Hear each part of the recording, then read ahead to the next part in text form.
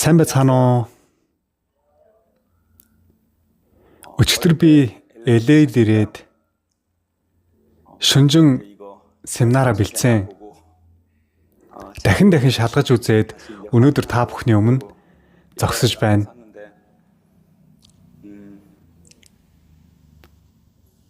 Олон хүмүүс надаас асуудаг.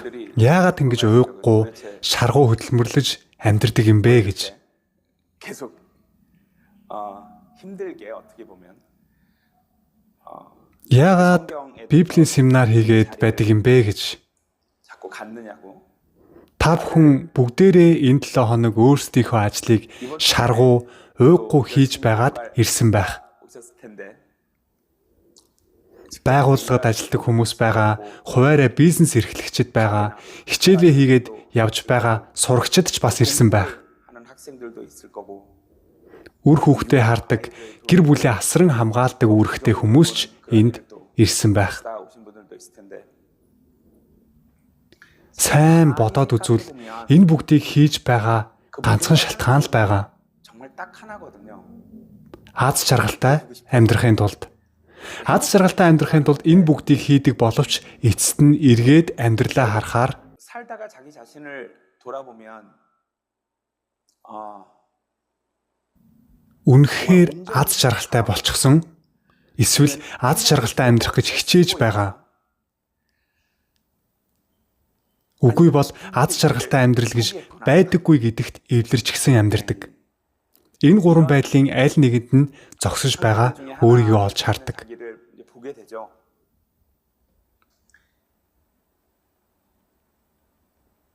Энэ дэлхийн ертөнцийн амьдарч байгаа хүмүүс аз жаргалтай амьдрах аргын талаар маш их ярьцгаадаг. 정말 행복해질 수 있는 방법에 대해서 막 얘기를 하죠. Эцэг их маань зааж сургаж байсан. Настан буурлууд зааж сургадаг. Сургуулаасаа бас сурдаг. 야, Бага наснд хэлдэг хичээлээ сайн хий. Том болоод аз жаргалтай амьдрий гэж бодож байвал хичээлээ шаргуу хий. Ямар ч байсан үгэнд нь ороод маш сайн хичээлээ хийгээд сургуулаа төгсөөд ажлын байр хайдаг. 직장을 구하죠. Дараа нь юу гэдэг вүлээ? Сайн ажилд орно шүү. Бусдад хүлээн зөвшөөрөгдсөн сайн хүн болох ёстой шүү. Уйггүй ажиллана шүү. Уйггүй ажилдаг. Дараа нь юу гэдэг вүлээ? Ихэнх эцэг эхчүүдийн хэлдэг үг. Сайн хүнтэй суун шүү. Зөв хүнтэй суугаарай. 만나야 돼. 좋은 배우자를. Сайн хүнтэй уулзраад хурмаа хийчихлээ. Дараа нь хурдан хүүхэдтэй бол гэж хэлдэг. Ээж аавынхаа хэлсэн үгээр 1, 2, 3 хүүхэдтэй боллоо. Аав ээж маань бидэнд ингэж захидаг хамгийн гол шалтгаан нь аз жаргалтай амьдраасай гэсэндээ л тэр. 그렇게 하면 행복해질 수 있다고 이제 말씀하시는 거예요. Гэтэл бид нэг өдөр ээж аавыгаа хараад гинт цочдог. 놀라잖아요. Ээж аав маань өөрсдөө аз жаргалгүй амьдарч байдаг. Ээжээ, аава, надад энийг хий, тэрийг хий, тэгвэл аз жаргалтай амьдрна гэж зааж сургаад байсан. Ээж та аз жаргалтай амьдарч байна уу? Аав та аз жаргалыг мэдэрч байна уу? 아빠는 아빠 행복해? Юу яриад байгаа юм? Аз жаргал гэж юу байдаг юм? Амьдрал угаасаа л ийм байдаг. Гэхдээ та аз жаргалтай болно гэсэн биз дээ. Одоо ийм яриад бахта яат юм бэ? Зүгээр л жижиг зүйлсээс аз жаргалыг мэдэрч амьдрах байсан юм бол яах гэж намайг хичээлээр шахсан юм бэ? Яагаад намайг сайн ажил олж хий гэсэн юм? Яагаад магистр сур, доктор бол гэсэн юм? 따라고 했고 Яагаад сайн хүнтэй суу, хүүхэдтэй бол гэсэн юм? 나라고 해서 Баг зүйлээс аз жаргалыг мэдэр гэж хэлэх байсан юм бол амьдрал угаасаа л ийм гэж ярих байсан юм бол яагаад намайг ингэж уйггүй шаргуу амьдруулсан юм бэ? 거면 왜 그동안 그렇게 나를 힘들게 달달 볶으면서 열심히 살으라고 했냐 이거죠. Нэгэнт л амьдралд бууж өгөх байсан юм бол бид нар бодолдоо төсөөлдөг жинхэнэ эрхчлөө амар амгалан инээмсэглэл аз жаргал гэж байдаг бол ингэж амьдр, тэгж амьдр гэж итгэлтэй сургах ёстой биш гэж юу? 그런 행복이 있다면 그러면 이제 우리에게 이렇게 하라고 자신 있게 말씀을 해주시거나 Хэрвээ жинхэнэ аз жаргал гэж байдаггүй амьдрал гэдэг зүгээр л амьдарч яваад дасан зогцож амьдрсаар үхдэг юм бол анхнаасаа жоохон хичээгээд амьдрч болно биз дээ. 적당히 Аз жаргалтай амьдрна гэдэг бидний бодож байгаа шиг тийм амар биш. 쉽지 않아요. 의외로. Би ч гэсэн яг адилхан амьдралыг туулсан. Би ямарваа нэг ажлыг хийхээрээ маш сайн уйггүй шаргуу хийдэг төрлийн хүн. 하기로 하면 되게 열심히 하는 편이에요. 열심히. 그래서 Ахлах сургуультай уйггүй хичээлээ хийгээд ээж аавынхаа хүссэн их сургуульд орсон. 부모님이 원하시는 대학에 갔고 Мэргэжлээ сонгохдоо дуу хөгжим сонирхолтой байсан учраас урлагийн хүн болох шийдвэрийг гаргасан. 너무 재밌었어요. 그래서 이제 음악이라는 직업을 골랐고 Уйггүй шаргуу хөдөлмөрлөж ажилласны үр дүнд дөнгөж 28 наснда 1999 онд амжилтанд хүрч хайртай хүнтэйгээ хурмаа хийсэн.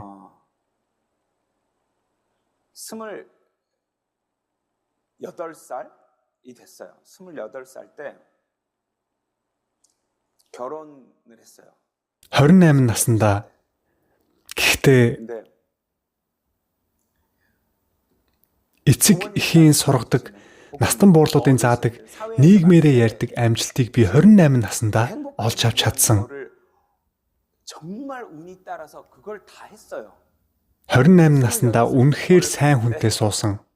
일단 너무 좋은 분과 결혼을 했고 Намайг амжилтанд хүрэхээс өмнө дөнгөж дуучин болно гэд мөрөөдөд явж байхад дэмжиж хажууд байсан бүсгүй учраас мөнгө төгрөг амжилт харж надтай гэрлээгүй тодорхой. 사랑했으니까 뭐 돈을 보고 저한테 접근한 것도 아닐 거고요. 그죠? Үнэхээр сайн хүнтэй гэрлсэн. 28 наснда төсөөлхийн аргагүй их хэмжээний мөнгөтэй болсон. 사회적으로도 그때 뭐 28살 치고는 상상할 수 없는 돈을 벌어버렸고요. Бага наснда амжилтанд хүрсэн болохоор эргэн тойрон, нийгэм, урлагийн салбар гээд бүгдэд хүлээн зөвшөөрөгдсөн хүн болсон байлаа. 그런 위치까지 갔어요. Урд хам мөрөн харагддаг том байранд хайртай хүнтэйгээ хамт амжилтанд хүрээд нийгэмд хүлээн зөвшөөрөгдсөн залуу сууж байсан. 제 분야에서 인정받는 사람이 됐죠. Дараа нь яах юм? Нас дөнгөж 28. 28살인데. Цаашд 40-50 жил амьдрах нь тодорхой. Эцэг эхийнхээ даалгаврыг биелүүлчихсэн байдаг. 된 거예요? Кинонд гардаг шүү дээ. Тийхүү тэд аз жаргалтай амар амгалан сайхан амьдарчээ гэд дуустдаг бол миний хувьд тийм байгаагүй. 그래서 그들은 영원히 행복하게 살았습니다. 근데 그게 아니라 이제 Хайртай хүнтэйгээ суучсан тансаг гэрт амьдардаг хүмүүст хүлээн зөвшөөрөгдсөн хүн болчихсон байдаг. 살고 이제 어디 가면 대우 받고 이런 상황이었는데 Сэтгэл зүрхний гүнд юу нь мэддэхгүй хоосон орон зай байгааг мэдэрч эхэлсэн. Гэхдээ юу хийх яахаа огт ойлгож чадахгүй. Одооноос эхлээд би яаж амьдрах ёстой юм болоо? 그래서 이제부터는 어떻게 살아야 되는 거지? Гэрлээд 1 жил, 2, 3, 4, 5 гээд цаг хугацаа яваад л байдаг. Надад ямар нэг зориг байх ёстой ч юм шиг. Аав ээжийн хэлээд байсан аз жаргал энэ гэж юу? 그런 상태는 아닌데. Яагаад миний сэтгэл зүрх хоосон оргид байгаа юм болоо? 안 메꿔지고 Би дахиад ахмадуудаасаа асууж эхэлсэн. 그들한테 다시 물어본 거죠. Ах нараасаа ч асуусан. Цаашд яаж амьдрах ёстой юм болоо? 이제 어떻게 살아야 되는 거야? Юу яриад байгаа юм? Амьдрал угаасаа л ийм шүү дээ. Гэхдээ миний дотор нэг л зүйл хоосон оргид байна. 이걸 어떡하지? Угаасаа амьдрал тийм л байдаг юм. Одоо тэгж хэлээд байхдаа яах вэ дээ? Энэ хүртэл гүрийгээд ирж байхад тэгж хэлээд байхдаа яадаг юм бэ? Угаасаа амьдрал хоосон баг зүйлээс аз жаргалыг мэдрээд амьдрэгнэ. Хаяа нэг найз нөхдөйгөө уулзаад архиугаад 술도 먹고 뭐 이렇게 тэгвэл анханасаа жоохон хичээл зүтгэл гаргаад амьдрсан бол гомдлохчгүй байсан. Үнэхээр хичээж амьдраад ирсэн аз жаргал гэж байдаггүй юм бол анханасаа хичээхгүй амьдрч болох байсан шүү дээ.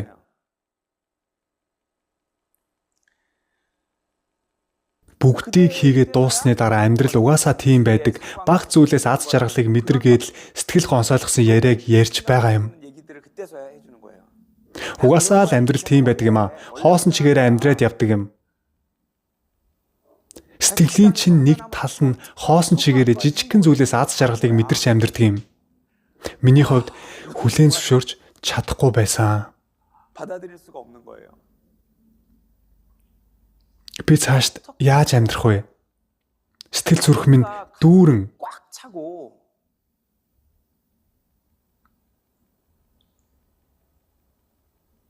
Эрх чөлөө, баяр хөөр, амар амгалан, тайван аз жаргалтай амьдрал байх л ёстой доо.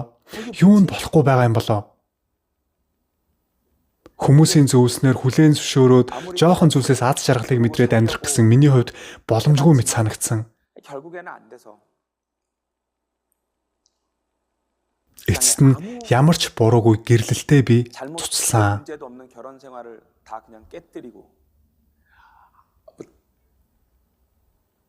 Ямар ч буруугүй хүнийг шархлуулж уучлаарай. Би энэ чигээр амьдрч чадахгүй юм байна гэж хэлсэн. Эхнэрээсээ салаад дураараа хүсснээрээ амьдраад үзье гэж бодсон. Хүсэл тачаалдаа хөтлөгдөөд амьдрал аз жаргалтай байх юм болов уу гэж бодоод. 그러면 좀 나을까? Тэгээд хэдэн жилийн турш жинхэнэ зоргоороо амьдрч үзсэн. 정말 하고 싶은 대로 또 살아봤어요. 예. Хамгийн үнэтэй хотел түрээсж аваад парти зохион байгуулж 7 хоногт 4-5 удаа шоуддаг байсан. 1일에 한 4, 5일 파티 뭐 이런 걸 했던 것 같아요. Ганц бий болчихсон мөнгөтэй, нэр хүндтэй, 그죠?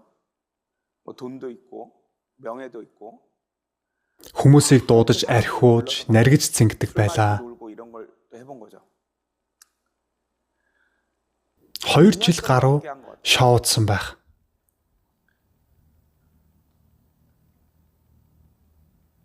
Тэгсэн нэг өглөө боссон шартаад толгоо өвдөөд 역시 이제 뭐 숙취에 머리 아프고 그죠? энэ тэндгүй согтуу хүмүүс хэвтчихсэн. Тэр өдөр энэ бас миний хайж байсан амьдрал биш байна гэдгийг ойлгосон. 알겠더라고. 이건 아닌데. 2 жил гаруй шоудаад бүр мөсөн байсан. Энэ амьдрал бол бүр биш байсан. 그만. 이건 아닌 것 같아. Хүмүүсийг явуулаад ганцаараа өрөөндөө сууж байхдаа хаашаа явхаа мэдхээ болсон өөрийгөө олж харсан. 완전히 갈 길을 잃은 거죠. Үнэхээр сайн хүнтэй суугаад жинхэнэ аз жаргалыг би мэдэрч чадаагүй. 나는 온전히 행복하지 않았고 Хүссэн зоргоороо амьдраад үтсэн бас л аз жаргалтай байгаагүй. Харин ч бүр илүү айцтай болсон. Шүн сонирхолтой байгаа ч өглөө босохоор бүх зүйл хов хоосон. Яг л ясан дээр тогтож байгаа арьс мэт мэдрэмжийг төвчж чадхаа болсон. Энэ бүх асуудал донд нааш цааш мөргөлдөж яваад нэг ухаан орсон 40 хүрсэн байлаа. 40살이었어요. 40살. 네. 40 настай ч гэсэн цаашд 30-40 жил ирч хүчтэй амьдрах хэрэгтэй байдаг. 힘차게 살아야 하는데 Яаж амьдрах вэ? 그때 이제 Тэр үед би нэг зүйлийг маш сайн ойлгож авсан. Хүний үгэнд итгэж болохгүй юм байна. Миний найдвар бурхан гэж байдаг болов уу гэсэн асуулт донд үлдсэн. Надад арай өөр зүйл ярьж өгөх оршихуй байгаа болов уу? Би яагаад энэ дэлхийд төрсөн юм бол? Би яаж аз жаргалтай амьдрах юм бол? 나는 어떻게 해야 행복해질 수 있을까? Аз жаргалтай амьдрахын тулд шаргуу хөдөлмөрлөж амьдрсан юмсан. Тэр үед би бурхан үнэхээр байдаг юм уу? Хайх шийдвэрийг гаргасан. Бурхан гэхээр сүнс, чөтгөр, бөөг яриаггүй шүү. 뭐 무당하게 내렸다는 그런 신 말고 Маш тодорхой миний амьдралын утга учирыг хэлж өгч чадах бурхан гэж үнэхээр байдаг юм уу? 내 삶의 해답을 말해줄 수 있는 그런 신. Бүтээгч гэж үнэхээр байдаг юм уу? Бүтээсэн байх ёстой. Бүтээсэн нэг л хариултыг өгч чадна. 조금 만들었어야 해요. Бүтээгээгүй бол мэдэх боломжгүй. 몰라요. Миний мэрэгжил дуу зохиогч намайг дуугаа зохиогоо дуусны дараа хүмүүс янз бүрийн таамаглал төвшүүлдэг. Багчны он энэ үгийг тийм утгатай бичсэн, энэ эсхийг нь тийм учиртай гэдэл. Надад сонирхолтой санагддаг. Зарим нь таадаг, зарим нь таадаггүй. Хариултыг нь зөвхөн би мэдэж байгаа. Юу бодож тэр дууг зохиосон юм надаас өөр хэн ч мэдэхгүй. Яагаад би зохиосон юм чинь. Хэн нэг нь надад амьдралын хариултыг өгөх гэж байгаа бол заавал бүтээсэн байх ёстой. Энэ дэлхийг хүн төрлөختнийг бүтээсэн байх ёстой. Яагаад бүтээснийг маш тодорхой надад хэлж өгөх ёстой. Тэгсэн гайхалтай. Үнэхээр тийм ном байсан. Тийм ном байсан. Ганцхан ном. Тэр бол Библи. Та Та нар өнөөдөр энд ирэхдээ намайг нүдэн ханаад гараа өргөөд сонь үйлдэл хийх байх гэж санаа зовж байсан бол үгүй. Би тийм хүн биш. 저는 원래 그런 사람이 아니에요. 저는 Би шашинд үнэн голоосоо дургүй. 너무 싫어해요. Шашны бүлэгт үнэхээр дургүй. 예. Шууд аллерги хөдөлж байгаа юм шиг болдог. Та нар энд ороод ирсэн Магдалины дуу яваад би гараа өргөөд ингэж бодож ирсэн юм бол буруу ойлголттой иржээ. 것 같았다면 정말 오해예요. Хэрв яг таг маш тодорхой мэдэхгүй бол зан үйл үйлдэж эхэлдэг. Маш тодорхой ойлгомжтой тайлбарлаж чадахгүй болохоор зан үйл хийж орж ирж байгаа хүмүүсийг тэрхүү зан үйлээрээ сүртүүлдэг. Шашинлаг уур амьсгал дардаг, ардаа сүртэй юм үлгч гсэн, хөшөө босгочихсон, номлогч гарч ирээд харсан сүртэй урт хувц өмсч гсэн. Ингээд ирэхээр хүмүүс тэр шашинлаг байдалд сүрддэг. 눌려요 분위기에. Тийм зүйл огт чухал биш ээ. Хамгийн чухал зүйл бол үнэн. Үннийг мэдэх. Тэр үннийг тодорхой ойлгомжтой тайлбарлаж өгч чадах уу?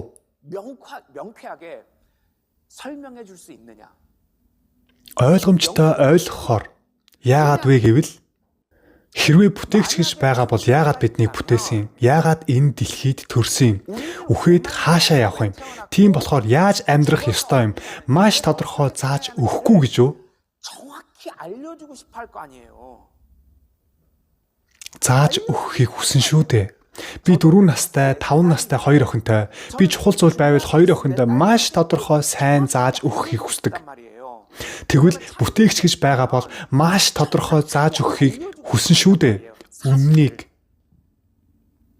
Энийг жаахан сүртэй үгээр тайлбарлах юм бол үнэн гэж ярьдаг. Амархан үгээр тайлбарлавал бодит байдлыг тайлбарлах. Үннийг маш тодорхой мэдэх чухал болохоос биш. Сүм цуглаанд явдаг л гин, хүн тусалдаг л гин, хөрштөө туссан л гин, өглөөний залбирал хийлээ, зөндөө удаан залбирсан л гин, энэ чухал биш ээ. Маш тодорхой ойлгох хамгийн чухал. Мэдчих юм бол үйлдэл нь аяанда хүчлэхгүйгээр гарч ирнэ. Мэдсэн хойно баярлаад дуулж байгааг магтаалгээд. Мэдчихэд холбоотой байхыг хүсэж байгааг залбирлгээд. Илүү ихийг мэдхийг хүсээд цугларч байгааг сүм цуглаан гэд байгаа юм. Үүний мөн чанар нь эхлээд мэдэх явдал. Би одоо Америкт ирчихсэн байна. Энд ирсэн дийлэн хүмүүс цуглаанд явдаг байх. Гэхдээ яагаад яваад байгаагаа ойлгодоггүй. Протестант сүмд явдаг хүнээс яагаад католик сүмд явахгүй, протестант сүмд явдаг юм гэж асуухаар ялгааг нь мэддэггүй. Яагаад протестант сүмд явахгүй, католик сүмд явдаг юм гэж асуухаар уур амьсгал нь гоё гэж хариулдаг. Яагаад ислам шашинд итгэдэггүй юм? Яагаад буддизмд итгэдэг юм? Огт мэддэггүй. Пресвитериан сүм, баптист сүм, пентекостал сүм, Йеховагийн гэрчүүд, юдизм гээд Библиэр бий болсон урсгалууд.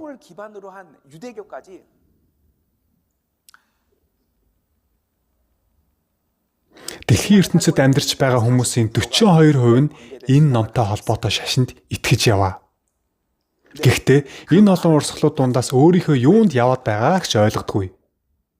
Ямар ялгаатайг нь огт мэддэггүй. Төрүүлж мэдхээ ардаа үлдээгээд зан үйлээ урдаа барьж эхэлдэг. Аль сүмд явдаг вэ? Тэр сүмд. Яагаад тэр сүмд явдаг юм бэ? Мэдэхгүй. Өнөөдөр би та бүхэндээ 2 лекц тавих болно.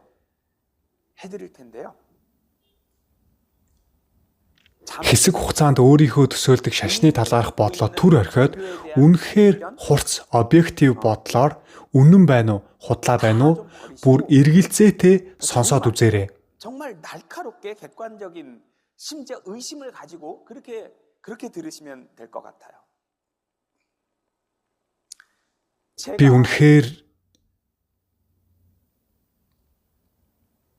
үнэхээр аз жаргалыг олсон.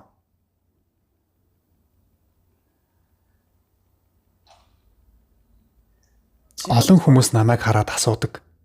너무나 많은 분들이 물어보세요.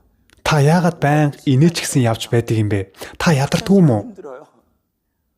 Дебютээ хийгээд 30 жил өнгөрчихсөн 50 гарч яваа хүн яаж ингэж уйггүй дуулж бүжиглээд байдаг юм бэ? Яагаад гэвэл би шалтгаанаа олсон учраас. Өдөр болгон өглөө босч өнөөдрийг ирчвчээр дүүрэн зөв амьдрах шалтгаан маш тодорхой байгаа учраас амьдрал минь аз жаргалтай болсон. 이게 행복의 시작인 거예요. Хэрвээ би хариултаа олж чадаагүй бол та бүхний өмнө зогсохгүй байсан. 앞에 안 섰겠죠. 굳이. Би уг нь тайзан дээр гарахаараа мөнгө авдаг. Гэхдээ би Библийг дамжуулахдаа өөрийнхөө мөнгнөөс гаргаж хийдэг.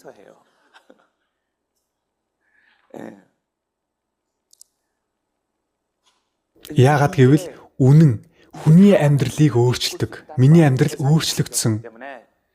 Үннийг мэдхэд амьдрал чинь тэр чигээрээ өөрчлөгдөх боломжтой. Ямар нэг юм хийх шаардлага байхгүй мэдхэд л болно. Тийм байна. Ингэхэд л амьдралт нь өөрчлөгдөнө. Одоо мэдээд авсан учраас. Яагаад төрсөн юм? Үхээд хаашаа явах юм? Тийм учраас яаж амьдрахаа мэддэг болно. Энэ удаагийн семинараар бүтээгч бурхан ба хүн гэсэн сэдвээр ярилцах болно. Эхний лекц бүтээгч гэж байгаа юу?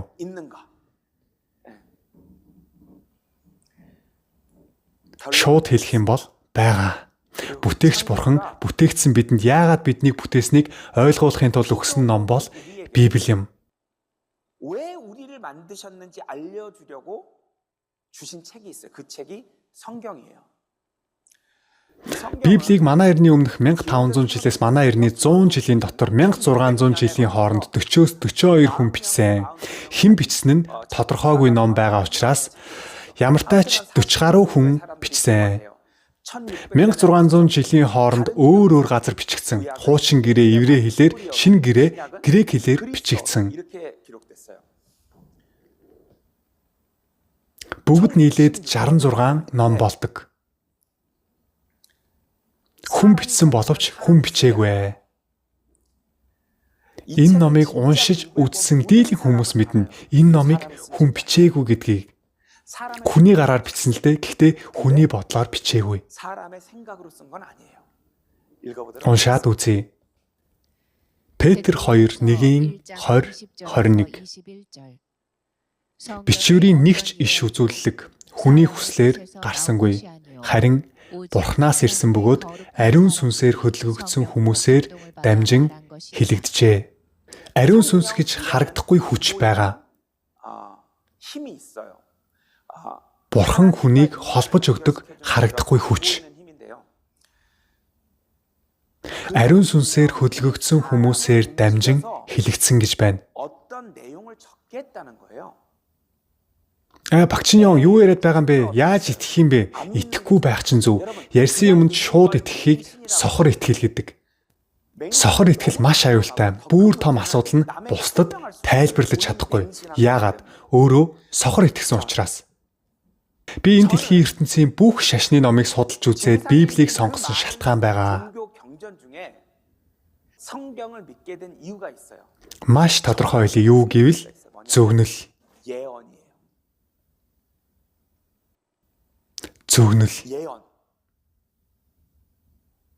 Хэрвээ энэ дэлхийн ертөнц орон зай, цаг хугацааг бүтээсэн бурхан гэж байгаа бол цаг хугацаа орон зайг давсан оршихуй байж таарна тийм үү? Тэгвэл тэрийг хүнд нотлох ганцхан арга байгаа. Ирээдүйд болох зүйлсийн талаар бичүүлэхэд л болно. Маш энгийн.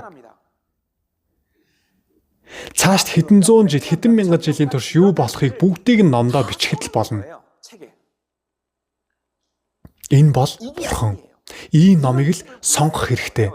Өөр номд итгэх хэрэггүй. Ямар ч нотлохоо өгөөгүй шүү дээ хүнд. Хэрвээ би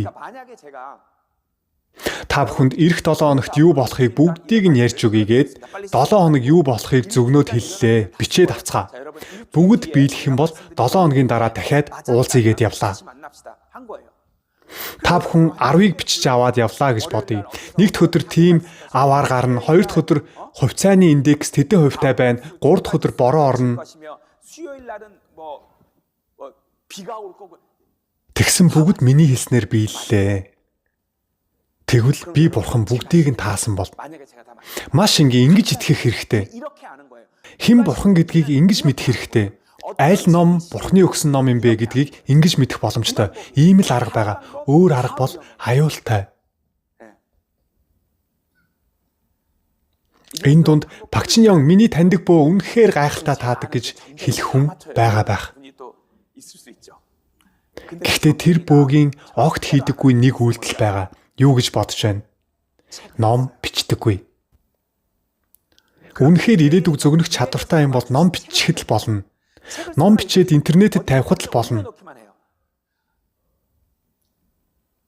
Ирэх 7 хоногт болох зүйлсийг зөгнөж бичээд тэр нь биелэх юм бол маш их хэмжээний мөнгө олох боломжтой. Тийм үү? Ирээдүг та чаддаг юм бол бичээд тавихад л болно. 10 байхад хангалттай. Ирэх 7 хоног, ирэх 1 сар, ирэх 1 жил болох 10 тохиолдлыг бичээд таах юм бол тэр хүн маш их мөнгө олох боломжтой шүү дээ. Жижигхэн өрөөнд ирээдүг чинь ярьж өгдөг. Гэхдээ ном гаргадаггүй. Хизээч бичиж өгдөггүй. Сонин байгааз. Харин Библиэлд хэдэн мянган зөгнөл бичсэн байдаг.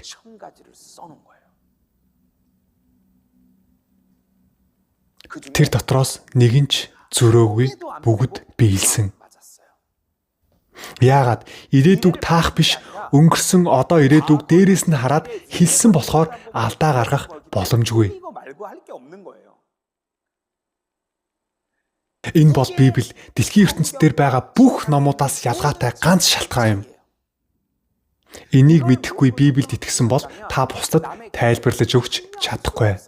Яагаад Библийг үнэн ном гэж яриад байгааг тайлбарлаж өгч чадахгүй? Уншаад үзье. Исая 41-ийн 22-оос 23, 48-ийн 5. Урдын юмсыг тэд бидэнд танилцуулж мэдүүлэг. Дараагийн болох юмсыг мэдүүлэх тун. Тэгвэл бид та нарыг бурхад гэж мэдэх болно. Шүтээ минь үүнийг хийж, сийлмэл хөрөг, цутгамал, хөрөг минь үүнд тушаасан гэж чамааг ярихгүй гэсэндээ би бүр ихнээс мэдүүлж болохоос нь өмнө чамд сонирдуулсан. 그 일들을 행했으며 새긴 형상과 주조한 형상이 그들에게 명하였다 하였으리라. Та нарыг алтаар хийсэн бүтээл, чулуугаар хийсэн бүтээл, эсвэл тэнгэрт байгаа үг дээдс минь надад туссан гэж итгэх вэ гэсэндээ 하늘에 계셔서 날 도와주신다는 할아버지 할머니 조상님들을 믿을까봐 сийлмэл, хөрөг зураг, баримл, тийм бурхан, ийм бурхан гэд итгэх вэ гэсэндээ би ирээдүйд болох зүйлсийг энэ номондоо бичиж үлдээлээ. Над шиг ирээдүйд болох зүйлсийн талаар бичсэн ном байвал тэр номд итэг гэж байгаа юм. Та бүхэн байгаа гэж бодож байна уу? Та бүхэн өөр шашин судалж үзсэн үү? Өөр шашны ном уншиж үзсэн үү? Би бүгдийг нь судалж үзсэн. Ямар ч номд зөвгнөл байдаггүй. Яагаад тэр нь биелэхгүй бол онгойнд орно шүү дээ. Энэ дэлхий дээр хамгийн мунхаг үйлдэл бол ирээдүйнхээ талаар зоргоороо ярих. Энэ бол хамгийн мунхаг үйлдэл. Үнэхээр итгэлтэй бичсэн байгаа биз дээ. Би ирээдүйд болох зүйлсийг бичиж үлдээнэ гэж. Надаас өөр байхгүй, өөр номд итгэх хэрэггүй гэж хэлж байна. Ихэвчлэн юудэчүүдийн ирээдүйд болох зүйлсийн талаар бичсэн байдаг. Еврей хүмүүст илүү хайртайдаа биш, дэд хууль номд бичсэн байдаг. Би өөрийнхөө байгааг мэддүүлэхийн тулд гэрч болгон нэг улсыг сонгож аавна гэж. Еврей хүмүүсийг сонгосон шалтгаан нь Библиэлд байдаг. Та бүхэн мэдж байна уу? Хүн ам нь цөөхөн болохоор сонгосон гэж байдаг. Би еврей хүмүүст илүү хайртай, Авраамд илүү хайртай гэж байгаа юм бишээ. Цөөхөн хүн амтай уулзраас сонгосон. Одоо Израиль улс ердөө 10 гаруй сая хүнтэй. Еврей хүмүүсийг сонгоод цааш тохиолдох зүйлсийг бичсэн байдаг. Бурхан еврей үндэстнийг гэрчээр сонгосон болохоос илүү хайртайдаг гэсэн үг бишээ. 증인으로 선택하신 거지 더 사랑한다는 얘기가 아니에요. Еврей хүмүүсийг бүтээсэнтэй адил биднийг ч гэсэн бүтээсэн. Өөр шашинтай хүнч бай, бүгдийг яг адилхан хайрлаж бүтээсэн. Еврей хүмүүсийг гэрчээр сонгосон болохоос гэрч боллоо гэд бүгд диваажинд очно гэсэн үг биш шүү. Боломж бүх хүмүүст яг адилхан байгаа. 자, Хэрвээ та бүхэн еврей үндэстний түүхийг сайн мэддэг бол тэдний талаарх зөвгнөл, тэрхүү зөвгнөл нь хэрхэн биелсэн бүгдийг нь баримттай үзүүлж болох ч 풍부하게 이 성경의 예언에 관해 알 수 있지만 이제 та бүхэн еврей үндэстний түүхийг сайн мэдгүй учраас еврей хүмүүсийн түүх биш одоо болж байгаа зөвгнөлөөс хэдийг нь та бүхэндээ танилцуулъя. 한번 같이 살펴볼까 합니다. Библиэлд бичсэн байгаа ирээдүйд 7 жил гэсэн цаг хугацаа өгөгдөнө. Энэхүү 7 жилийн сүүлийн 3 жил 6 сарыг нэг төр засаг удирдна гэж бичсэн байдаг. 세계를 다스릴 거라고 해놨어요. Нэг улс, нэг засаг удирдна. Багчиньон, та юу яриад байгаа юм бэ? Энэ дэлхийд 200 гаруй улс үндэстэн байхад яаж нэг төр засаг дэлхийг удирдах юм? Одоогийн Европ нэг улс мөн үү? 한 나라예요, 아니에요, 여러분? Европ нэг улсаас ямар ч ялгаагүй. EU гэж нэрлэдэг. Эхлээд EC болоод мөнгөө эдийн засгийн бодлогоо нэгтгсэн бол одоо цэргийн хүчээч нэгтгсэн байгаа шүү дээ. Анх EC байгуулна гэж байхад бүгд гайхаж байсан. Өөрсдийн үзэл бодлоо маш чухалд үздэг Европын улсууд яаж мөнгөө нэгтгэчих вэ? Татварын бодлого, мөнгөний бодлого бүгд өөр. Жишээлбэл та бүхэн Солонгос, Хятад, Япон мөнгөө нэгтгэн гэд боддоо. Хаанаас яаж ямар аргаар мөнгөө нэгтгэхийг мэдэхгүй шүү дээ. Тэгсэн Европ мөнгөө нэгтгээд EC болоод одоо бол EU болчихсон байгаа. Тийм болох боломжтой гэдгийг бид нар харж байна. 이미 본 거예요. Европын улсууд дэлхийн 1-р дайн, 2-р дайнд хоорондоо яаж дайцсан бilé? Түүхийг нь сонсох юм бол нэгдэх ямар ч боломжгүй гэж бодхоор шүү дээ. Тэгсэн өнөөдөр нэг засгийн бодлогоор явж байгаа. Энэ бол цаашд ирээдүйд болох зүйлийн тэмдэг гэж харж болно. 42 сарын турш буюу 3 жил 6 сарын турш араатан гэж нэрлэгдэх хүн нэг засгийн бодлогоор дэлхийн бүх улс үндэстнийг удирдах болно. Тэгвэл 8 тэрбум хүнийг удирдахын тулд яах ёстой юм болоо? 다스리려면 어떻게 해야죠? Нэг засаг 8 тэрбум хүнийг удирдахын тулд яах ёстой юм болоо? Жишээлбэл энэ дэлхий дээр хамгийн их хүн амтай улс ямар улс билээ? 국가가 어디예요? 지금 지구상에. Хятад тийм үү? Хятадд хамгийн их хөгжсөн технологи юу гэж? Нүүр царай таних технологи. CCTV камер нүүр царайг нь шууд таниад Багчиньоныг маш хурдан хугацаанд олох боломжтой. Дэлхийд хамгийн хурдан хүн олдог улс Хятад. Багчиньон хөлийн ойролцоо тийм нэртэй хоолны газар хоол идээд сууж байна. Хятад хамгийн сайн олдог. Яагаад тэр олон хүнийг удирдах боломжтой учраас тэгвэл 8 тэрбум хүнийг удирдахын тулд яах ёстой юм бол? Digitalize болгох шаардлагатай. Digitalize хаана юу хийж байгааг мөрдөх боломжтой болох юм бол удирдах, хянах боломжтой болно. Тэгэхийн тулд хамгийн амар арга юу байж болох вэ? Бид нь ямар нэгэн юм суулгах хэрэгтэй. Бид нь ямар нэгэн юм суулгахын тулд яах вэ? Зээлийн картын оронд бид нь суулгасан зүйлээр худалдаа хийх боломжтой болгоход л болно. Та бүхэн мэдэж байгаа. Бэлэн мөнгө хэрэглэхээ болоод удаж байна. Одоо карт ширгэлдэг хүн ховор болсон. Samsung Pay, Apple Pay картаач авч явхаа болсон. 신용카드도 안 갖고 다닌단 말이에요. Та бүхэн утсаа алга болгочихвол яадаг вүлээ? Үнэхээр их бухимддаг. Юунаас эхлээд яах вэ гэдэл сүүлийн үед утасгүй бол юу ч хийж чадахгүй. Тийм учраас биед нь суулгачихвал алга болохгүй амар шүү дээ. Хүмүүс тэрийг суулгахгүй гэж бодож байна уу? Хэрвээ гарт чинь суулгаад сар болгон сая вон шилжүүлж өгнө гэвэл 쓸수 있게. суулгахгүй юм байх болов? Би ч авах байх. Би утсаа маш их алга болгодог. Йоо ашгүй дээ. Суулгачихвал алга болохгүй амар. Заавал барьж яваад байх шаардлагагүй. Уншаад үзье. Илчлэл 13-ийн 5, 7, 16-аас 17. Ихэмсийг болон доромжллыг хэлэгч Амыг түүнд өгсөн бөгөөд 42 сарын турш үйлдэх эрх мэдлийг түүнд өгсөн аж. Аливаа овог ард түмэн хилтэн үндэснүүдийг захирах эрх мэдлийгч түүнд өгсөн байлаа. Тэрээр том жижиг баян ядуу бүгдийн баруун гар дээр нь эсвэл духан дээр нь тэмдэг тавиулснаар тэмдэг араатны нэр эсвэл нэрийнхэн тоотой хүнээс өөр нэг ч хүн худалдан авч чадахгүй болох ажээ. Баруун гарт нь тэмдэг тавьж тэрүүгээр худалдаа хийх боломжтой болгоно гэсэн байна. Энэ хизээ бичигдсэн ном гэж 2000 жилийн өмнө бичигдсэн ном.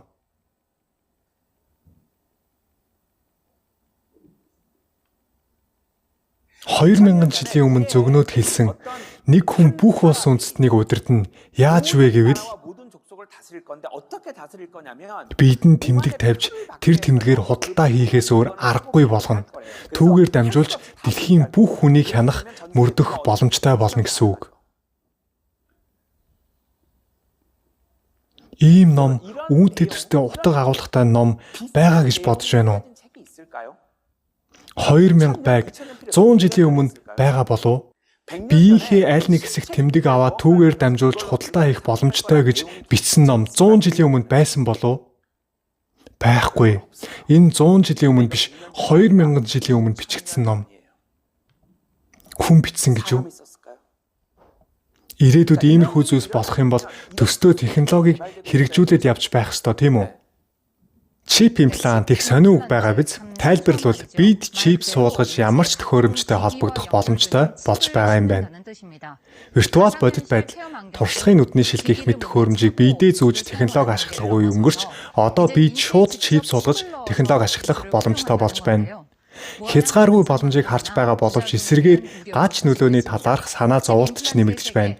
Чип имплантын ертөнц Шведээс Ян Миньон сурвалжлагч сурвалжлаа.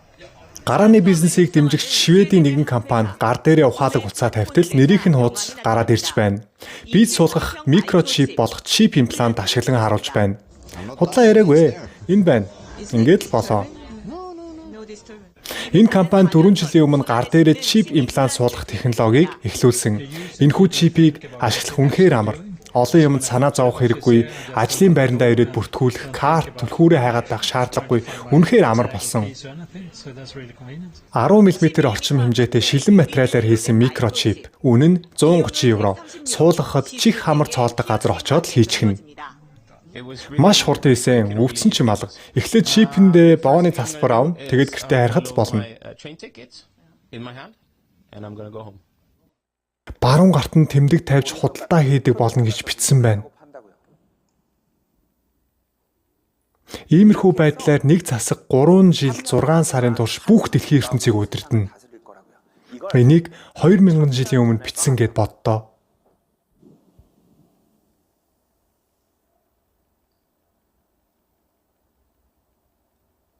Та нар өнгөрсөн хугацаанд зүгээр сүм цуглаанд явдаг байсан бол ойр дотныхоо хүмүүст учир утгагүй сүмд яв бурханд итэг гээд л тэгж болохгүй.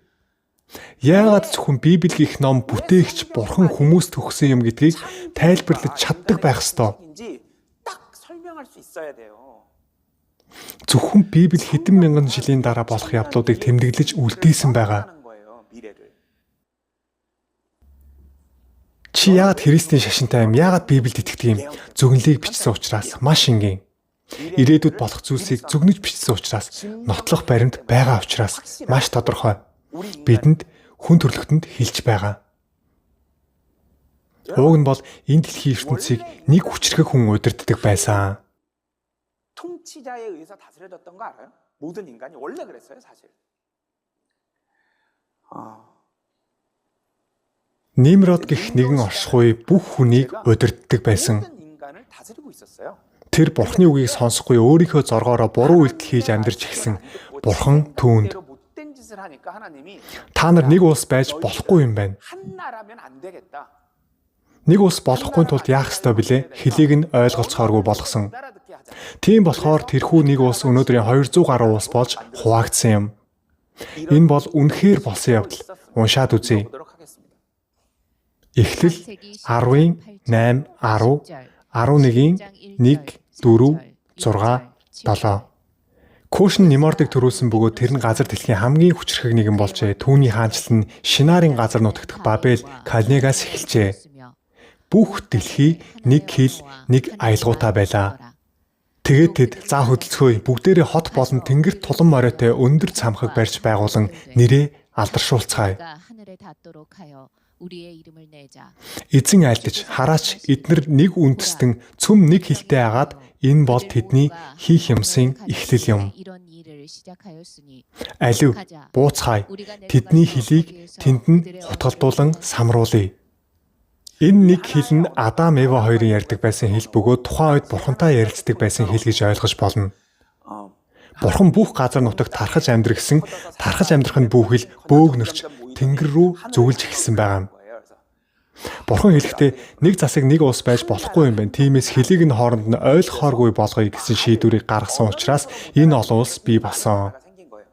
Тэгвэл дахиад нэг улс дэлхийг удирдахын тулд ямар үйл явц болох ёстой вэ? Хэлний саа дотор ямар ч асуудалгүй шийдэгдэх ёстой. Samsung шинэ утас S24-ийг танилцуулахдаа давуу талаа болгон хиймэл оюун ухаан орчуулгын технологиг урдаа барьлаа. AI солонгос хэл, англи хэл, хятад хэл, япон хэлгээд 13 улсын хэлийг шууд ойлгож тэр даруй орчуулж өгөх боломжтой болжээ. Table for two, please. Mesa para dos, por favor. ¿A nombre de quién? Under whose name? Утсаар ярих боломжтой бөгөөд гадаадд зах дэлгүүр хаач явсан орчуулах хэл нэвтрэлцэх боломжтой боллоо. Энэ дэлхийд ийм ном байгаа юу? 지구상에 Ийм ном хаана байгаа юм? Зүгээр л энэ дэлхийн ертөнцийн юу болохыг биччихсэн байгаа. 거잖아요. Нин даруй хэл нэвтрэлцэх боломжтой болж байна гэдэг хугацаа тун бага үлдсэн гэсэн үг. Маш энгийн. Орчуулга асуудалгүй явагдаж байна гэдэг энэ дэлхийн ертөнцийн төгсгөл тун ойрхон байна гэсэн үг. 얼마 안 남은 거예요, 이 우주가.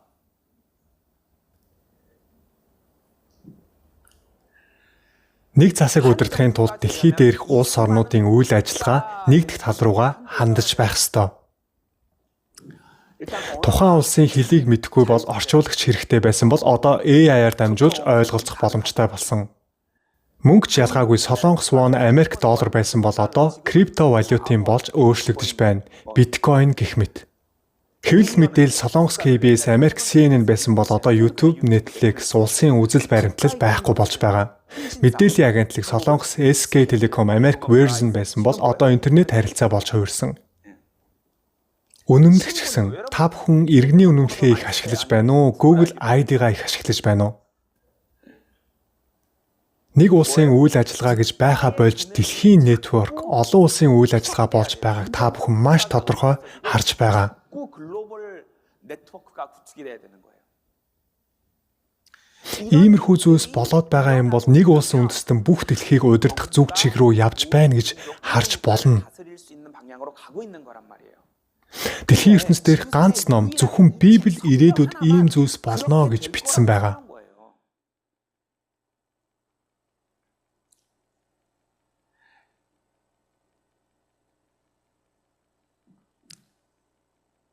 Ирээдүйг зөвнөж бичээгүй бол ямар ч номд 100% итгэх хэрэггүй. 절대로 완벽히 믿으면 안 돼요. Маш энгийн зөвхөн Библи цорын ганц үнэн мөн. 성경만이 유일한 진리입니다. Яагаад ирээдүйг биччихсэн баримтаар нотолж байгаа болохоор 증명을 하니까. ямар ч ухаантай хүн байсан жирийн хүн шүү дээ. Ричард гэх шинжлэх ухаан судлаач эрдэмтэн дэлхийн түүхэнд хамгийн мундаг эрдэмтдийн нэг. Ричард үхэхээс өмнө өөрийнхөө самбар дээрээ ингэж бичээд өгсөн. Би өөрийнхөө хийж чадахгүй зүйлийг ойлгох боломжгүй. Энэ ухаалаг эрдэмтэн амьдралынхаа төгсгөлд хэлсэн үг нь ойлгомжтой, мэдэхгүй шүү дээ. Энэ дэлхий яаж мэдэх юм бэ? Хүн төрлөختөн мэдэхгүй шүү дээ. Багчин юу яриад байгаа юм бэ? Шинжлэх ухаан ямар хурдцтай хөгжиж байгаа билээ? Балаа юм яриад ах юм. Энэ бол физикийн үндсэн онол, стандарт модель гэж хэлдэг. Бид энэ дэлхийн ертөнцийг энэхүү стандарт моделийн дагуу ойлгож явдаг гэж бодцоход болно. Бидний мэддэг физик энэхүү стандарт онолын дагуу явагддаг. Дийлэнх нь. Би их сургуульд байгаль шинжлэх ухааны чиглэлийг сонгож бакалаврт геологийн чиглэлээр сурч төгссөн. Байгальд 4 хүч нөлөөлдөг: цахилгаан соронзон, сул харилцан үйлчлэл, хүчтэй харилцан үйлчлэл, татах хүч. Энэ дөрвөөс та бүхэн дээшээ хөөрөхгүй газар тогтож байгаа татах хүч гэж хэлээд байгаа тийм үү? 중력 gravity. Татах хүч нөлөөлж би энд алхаж байна. Та бүхэн сууж байна. Хүн төрөлхтөн татах хүчний хуулийг мэдэж чадахгүй байгаа. 이해를 못 하겠는 거예요. Мэдхгүй болохоор бүгдээрээ татах хүчийг алхасаад судалцгаая гэдэг. Энийг физик гэдээ байгаа юм. Та бүхэн мэдж байсан уу?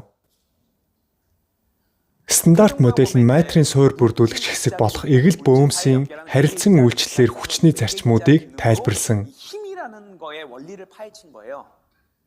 Татах хүчийг ойлгохгүй болохоор хайсан.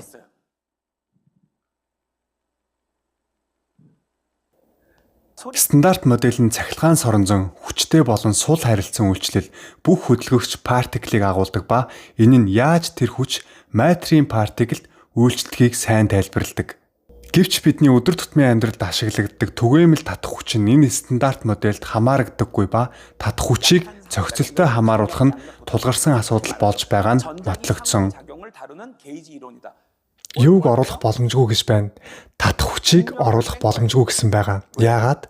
Мэдхгүй болохоор. Та бүхэн шинжлэх ухаанд судлах боломжгүй зүйл байдаг гэж мэдж байсан уу? Шинжлэх ухаан талаас нь харах юм бол наа чинь боломжгүй. Энийг шинжлэх ухаан гэдээ байгаа юм. Өнөөдөр, өнөө үед.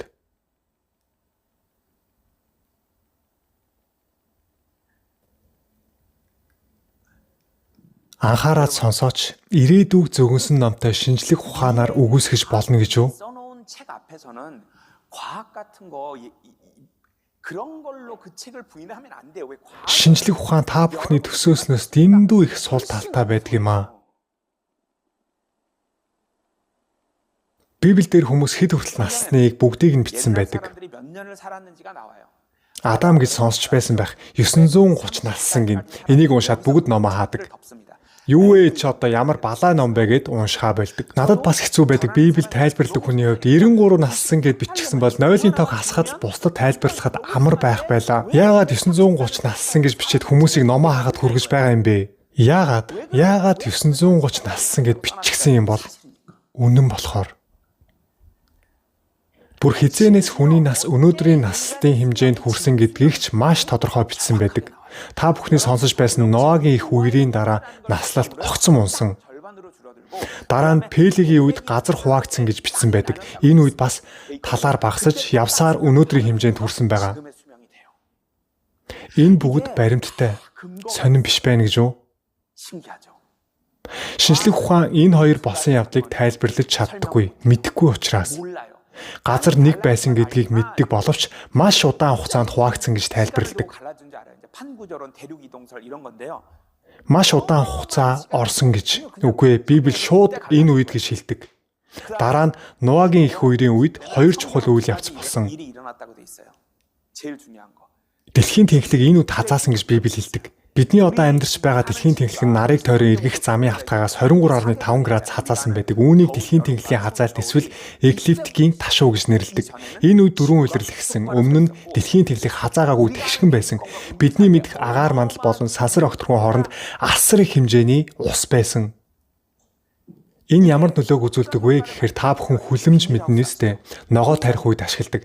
Яг үүнтэй адилхан үүрэг гүйцэтгэдэг байсан. Ноагийн их үерээс өмнө бидний мэддэг халуун 100 хүйтэн өвлгөж байгаагүй. Шинжлэх ухаан энийг мэддэггүй. Пелегийн үед газар хуваагдаж олон төв болсон гэдгийг шинжлэх ухаан мэддэггүй. 이 수많은 대륙으로 갈라진 게 이때 한순간에 된 걸 몰라요, 과학은. Уншиж үзцгээе. 읽어보겠습니다. Эхлэл 7-11, 8-22. 11절. Ноагийн амьдралын 600 дахь жилийн 2 дахь сард Тэнгэрийн усны хаалт нэгджээ. Газар дэлхий байсан цагт тариа тарих ба ургац хураах, хүйтэн ба халуун, зун ба өвөл, өдөр ба шөнө тасралтгүй үргэлжлэх болно гэжээ. 그치지 아니하리라 하시더라. Нуагийн их үерийн үед Тэнгэрийн усны хаалт нээгдсэн гэж тодорхой бичсэн байна. Дараа нь дэлхийд халуун зун хүйтэн үйл бий болно гэж хэлсэн. Яг энэ үед хүн төрөлхтний наслалтын тоо тал болж буурсан. Тэнгэр агаар мандал болон сансар огторгын хооронд байсан асар их хэмжээний усыг 40 хоногийн турш бороо болгон оруулаад хуурай газаргүй болгосон. Дараа нь дэлхийг хазаалгаж усыг туйлын бүс рүү татаад хөлдөөчихсөн юм.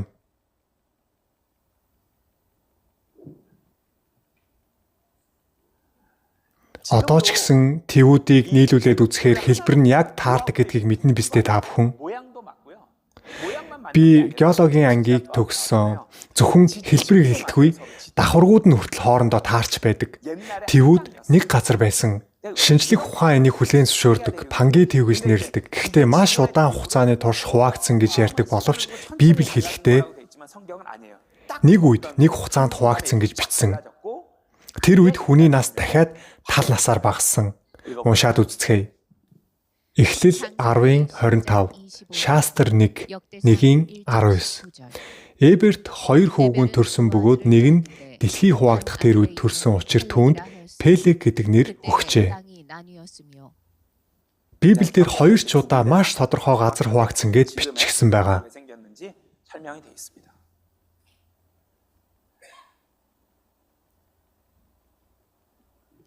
Та бүхэн шинжлэх ухааныг толгооноос авч хаях хэрэгтэй. Та нар бөө мэрэгч хүний өдөөс шинжлэх ухаан ярьдаггүй биз дээ. Бөө ярихдаа шинжлэх ухаан ярьдаггүй мөртөө яагаад Библи ярихаараа шинжлэх ухаантай холбож маргаад байдг юм бол? Үнэхээр 900 гаруй наслсан, 400 гаруй наслсан, 2 үйл явц болсноос хойш өнөөдрийн наслтын хэмжээнд хүрсэн. Шинжлэх ухаан энийг мэдэхгүй. Библийн хамгийн эхний хуудас, эхний мөр, би бүтээсэн гэж хэлдэг. Энэ дэлхийн ертөнцийг уншаад үзцгээе. Эхлэл 1:1. Эхэнд Бурхан тэнгэр ба газрыг бүтээжээ.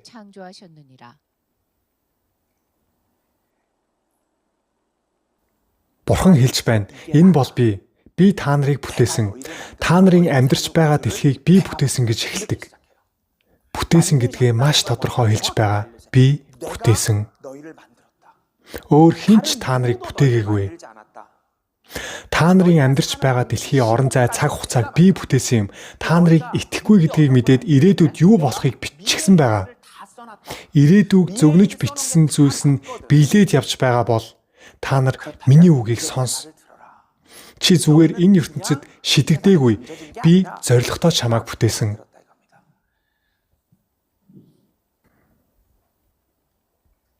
Та бүхэн энийг хардаа. Лего гээд тоглоом тийм үү? Энийг дээшээ аваад шийдвэл азан таарад ийм хүний дүрс болох боломжтой юу? Эсвэл хайрцаг дотор хийж байгаа сэгсрээд гаргаад ирсэн ийм хүн болчихсон байна гэж байх уу? Жишээлбэл өрөөндөө ороод тоглоомоо гаргачаад түр гараад явлаа. Буцаад ороод ирсэн ийм болчихсон байлаа. Юуг илэрхийлж байна вэ? Хүн ирээд явсан гэдэг нь тодорхой биз дээ. Хэн нэгэн тоглоомыг эвлүүлсэн гэдэг нь тодорхой шүү дээ. Юу гэж өөрөө ийм болох вэ дээ? Яагаад энэ дистаратай эмх цэгцтэй болсон байгаа биз? Энэ бол дистара эмх цэгцтэй хийгдсэн. Хэрвээ дүрм дистара хэв маяг эмх цэгц харагдаж байвал тэрийг бүтээгч заавал байгаа. Та бүхэн энийг хараад итгэж байгаа биз дээ? Ийм байсан, ийм болсон бол хийсэн хүн заавал байх ёстой. Бүгд санал нийлж байгаа биз? Үгүй гэж хэлэх хүн байхгүй биз? Ийм жоохон хүүхдийн ухсардаг тоглоомыг ухсарсан хүн байгаа гэж бодож байгаа юм бол 누가 만들었다고 생각을 하실 거면 энийг хараад юу гэж бодож байна? Хартаа. Энийг гарцаагүй хин нэгэн хүн ухсарсан юм бол энийг хараад юу гэж хэлэх юм? Ясыг харцгаая. 12 хос хавирга, доод нурууны 5 нуглам энэ бол төгс дистаратай бүтээгдсэн бүтээл. 완벽한 법칙으로 만들어져 있고 Дараа нь бүх мэдрэлийн систем биеэр тарсан байгаа. Ямар нэг юм болох үед мэдрэлийн систем тархинд дамжуулдаг. 우리가 알 수 있게 Дараа нь цусны судас 혈관 37 трлн айсыг органик бодис хүчил төрөгчөөр хангаж байдаг. Дараа нь хүн идэх шаардлагатай учраас эргэтнүүд байгаа. Бид хүчээ ашиглахын тулд булчин гэж байгаа. 이건 Энэ бүгдийг нийлүүлээд та болж байгаа юм. 자 만든 Бүтээсэн хүн байгаа юу байхгүй юу? 아니 이건 Энийг 있다고요. байгаа гээгүй билүү? 이 당연히 누가 Тийм ээ. 만들었지. Хүн хийсэн гिचгээд энийг хараад 그건 모르겠어. наадах чинь бол мэдэхгүй. Үүнтэй харьцуулахын аргагүй байгаа биз дээ. Энэ ясч байхгүй, мэдрэлж байхгүй, эргэтэнч байхгүй, булчин сууц байхгүй шүү дээ.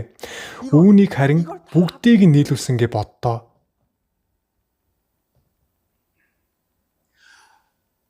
Бурхан та бүхнийг бүтээсэн. Бидний бие махбод үнэхээр гайхамшигтай дистара эмх замбраатай. 신기할 정도로 질서정연해요. Библиэлд би чамайг ихийнхээ хөвлөд байхад чинь бүтээсэн гэж бичсэн байдаг. 있을 때 너를 만들었단다. 이렇게 기록이 되어 있어요. Уншаад үзье. Дуулал 139-ийн 13-аас 14. 4절. Учир нь та гидс дотрыг минь хэлбэржүүлж, эхийн минь хөвлөд намайг бүрдүүлжээ. Би хачирхалтай болоод гайхамшигтай бүтээгдсэн тул танд талархал өргөнө. Та бүхэн бол Бурханы бүтээл. Эхийн хөвлөд байхад Бурхан та бүгдийг бүтээсэн юм. 만드신 거예요, 엄마 뱃속에서. Магадгүй хүмүүс таныг муулж, доош хийж, гадуурхаж, үл тоомсралдаг болохоор өөрийгөө онцгой хүн гэж боддоггүй, мэдэрдэггүй байх. 특별하지 않다고 생각하실 수 있어요. Би онцгой хүн бишээ. Би одоо өгсөн ч хинч тоохгүй. Энэ дэлхий танд тийм мэдрэмжийг өгдөг байх. Гэхдээ бүх хүн яг адилхан Бурханы өмнө онцгой бүтээлнэ. 똑같이 특별하게 만들어진 거예요. Энэ ертөнцид амьдрахад өөр үүрэг өгсөн байгаа. Чамд энэ үүргийг өгье, харин чамд ийм дүрийг өгье. 역할해 봐. Хэцүү үүргийг авсан хүн илүү том шагналыг авах болно. Шударгаар хариу өгнө. 여러분 Кино наадмын академийн шагналыг ямар хүн авдаг билээ? Хүнд хэцүү дүрд тоглодог. Дикаприо яалаа академийн шагналыг авч чадахгүй болохоор улам хэцүү дүрд тоглосон байдаг. 점점 힘든 역할 하잖아요. 예. Авсан дүр үүрэг нь л өөр болохоос бүх хүн Бурханы өмнө яг адилхан үнцэнтэй. 사람은 Хорвоо таныг хинч биш гэж шүүмжилж болгоч Бурхан таныг бүтээсэн гэдгийг мэдэх хэрэгтэй. Тэгвэл таныг бүтээчгээд хайждаг юм уу? Үгүй ээ. Бид амьдарч байгаа нь бидний бие доторх цус эргэлдэж байх ёстой. Бие махбод амьд байхын тулд цус эргэлдэж байх ёстой. Хүний амьд цуснд байдаг. 있는 거예요. 예. Тийм учраас бие махбод амьд байхын тулд цусыг хэн нэгэн бие дотор эргэлдүүлж байх ёстой.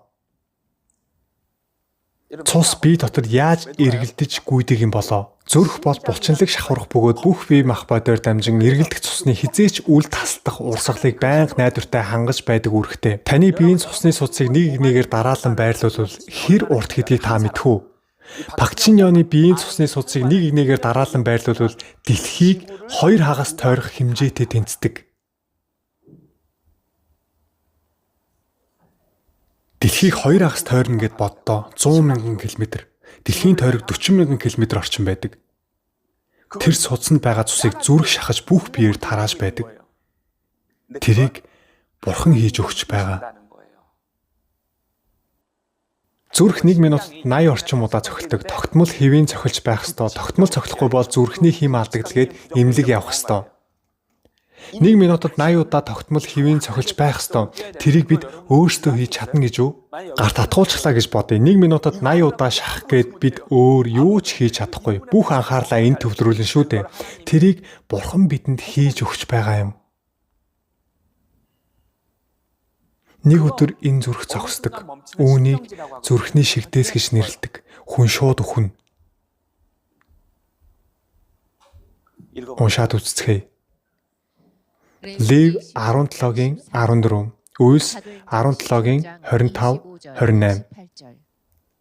Бүх мах бодийн амийн хувьд цус нь түүний амь юм. Бүх мах бодийн амь нь түүний цус байдаг. Тэр өөрөө амь, амьсгал хийгээд хамаг юмсыг бүгдэд өгдөг. Бид түүний дотор амьдарч, хөдөлж, оршин тогтдог.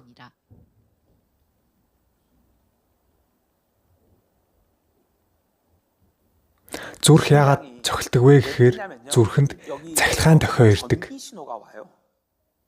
Тэр цахилгаан дохиогоор цохилж байгаа юм. 1 минутад 80 удаа химнэлийн дагуу, зарчмын дагуу та бүхний амьд байгаа шалтгаан.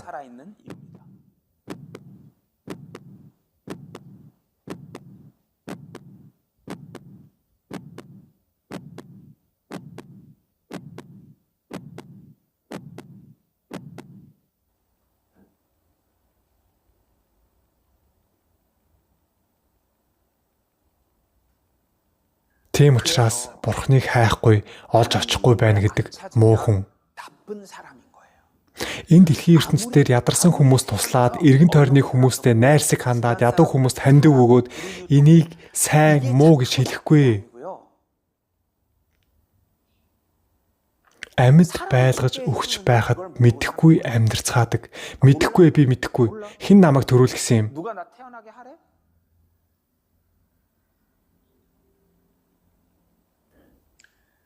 Бурхан байгаа гэж мэдэхгүй байгаа бол Тэнгэрийг хар гэж хэлсэн байдаг.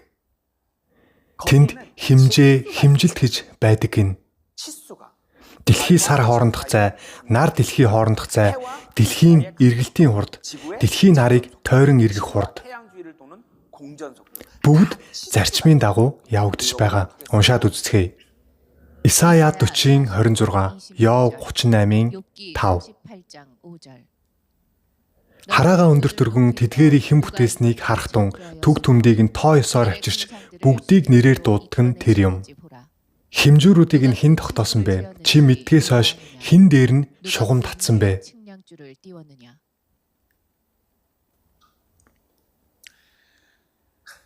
Дэлхийн нар хоорондын зай 148 сая км байдаг. Энэ хооронд ямар нэг холбосон утас байхгүй, бидэнд харагдах холбоостой зүйл огт байхгүй. Гэтэл энэ хоорондох зай ямар ч өөрчлөлтгүй яг хിവэрэ байдаг. Дэлхий 1670 км/цагийн хурдтай эргэлдэж байгаа. Боинг 747-оос 2 дахин их хурдтай эргэлдэж байгаа. Тэгсэн болоогүй 107,000 км/цагийн хурдтай нарыг бас тойрч байдаг. Гэтэл нар бас 720,000 км/цагийн хурдтай явж байгаа.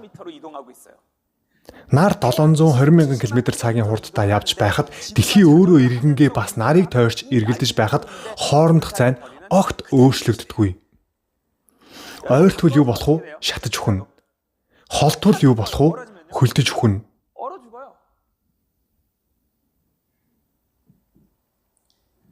Химжүүр, химжээ гэж байгаа.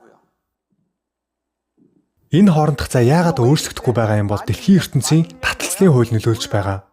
Дэлхийн ертөнцийн таталцлын хууль гэж юу юм? Мэдэхгүй ээ. Татах хүчийг хайсан шүү дээ шинжлэх ухаан.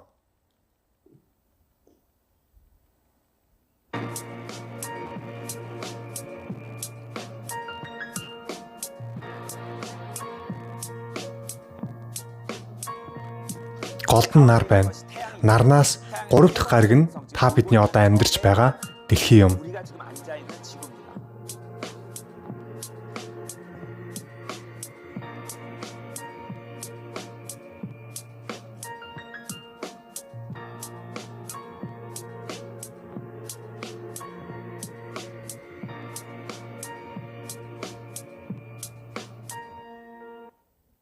Бид яагаад энийг мэдрэхгүй байгаа юм болоо? Дэлхийн эргэлтийн хурд тогтмол 1 хэвийн байгаа учраас. Дэлхийн тойрог замын хурд тогтмол, нарны хурд тогтмол байгаа юм.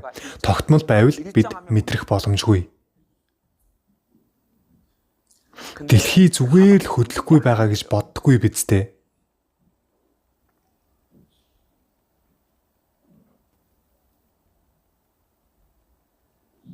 Намайг байгаа үгүйг мэдмээр байвал Тэнгэрийг нэг хардаа гэж байна. Нар мандаж жаргаад, сар гараад Тэнгэрийг нэг хардаа дүрм, журам, эмх цэгцтэй, давтамжтай байгааг хардаа гэж байгаа юм. 패턴이 있는지 없는지 보라 이겁니다. Байгаа гэж бодож байгаа бол бүтээгч гэж заавал байгаа. Бүтээгээд л орхисон биш. Энэ бүгдийг удирдах байгаа. Та бүхэн боддоо энэ яагаад эмх замбраагүй болохгүй байгаа юм бол? 안 흐트러지죠. Эргэлдэж байгаа дийш тийшээ яваад өгч болно үстэй. Эсвэл яагаад өөр гариг өөр одтой мөргөлддөггүй юм бол? 왜 그런 일이 안 일어나죠? Сүүлийн үед Библи ойлгоход маш амар болсон. Яагаад вэ гэвэл програмчлагдсан байгаа учраас огт өөрчлөгдөхгүй байгаа юм. Бид ямар нэгэн зүйлийг програмчлавал яг програмын дагуу үйл ажиллагаа явдаг. 프로그램 해놓으면 그대로 돌아가잖아요. Дэлхийн ертөнц огторгүй програмчлагдсан байгаа. Тэрийг Библи ингэж хэлсэн байдаг. Уншаад үзье. 맞습니다. 읽어보도록 하겠습니다. Дуулал 119-ийн 89-91. Еврей 1:3. Аяа эзэн үгтэн тэнгэрт мөнхөд бат тогтжээ. Тогтоолуудын тань дагуу эд бүгд эдүүгээ бат зогсжээ. Учир нь бүх юмс таны боол билээ. Ирэх мэдлийнх нь үгээр бүхнийг хүү барьдаг болоо. Үгээр програмчлагдсан байгаа гэж байна. Програмчлагдсан байна гэдэг программист заавал байж таараа шүү дээ. 이겁니다. 자, Тэгвэл яагаад намайг бүтээсэн юм бол? 왜 태어났을까?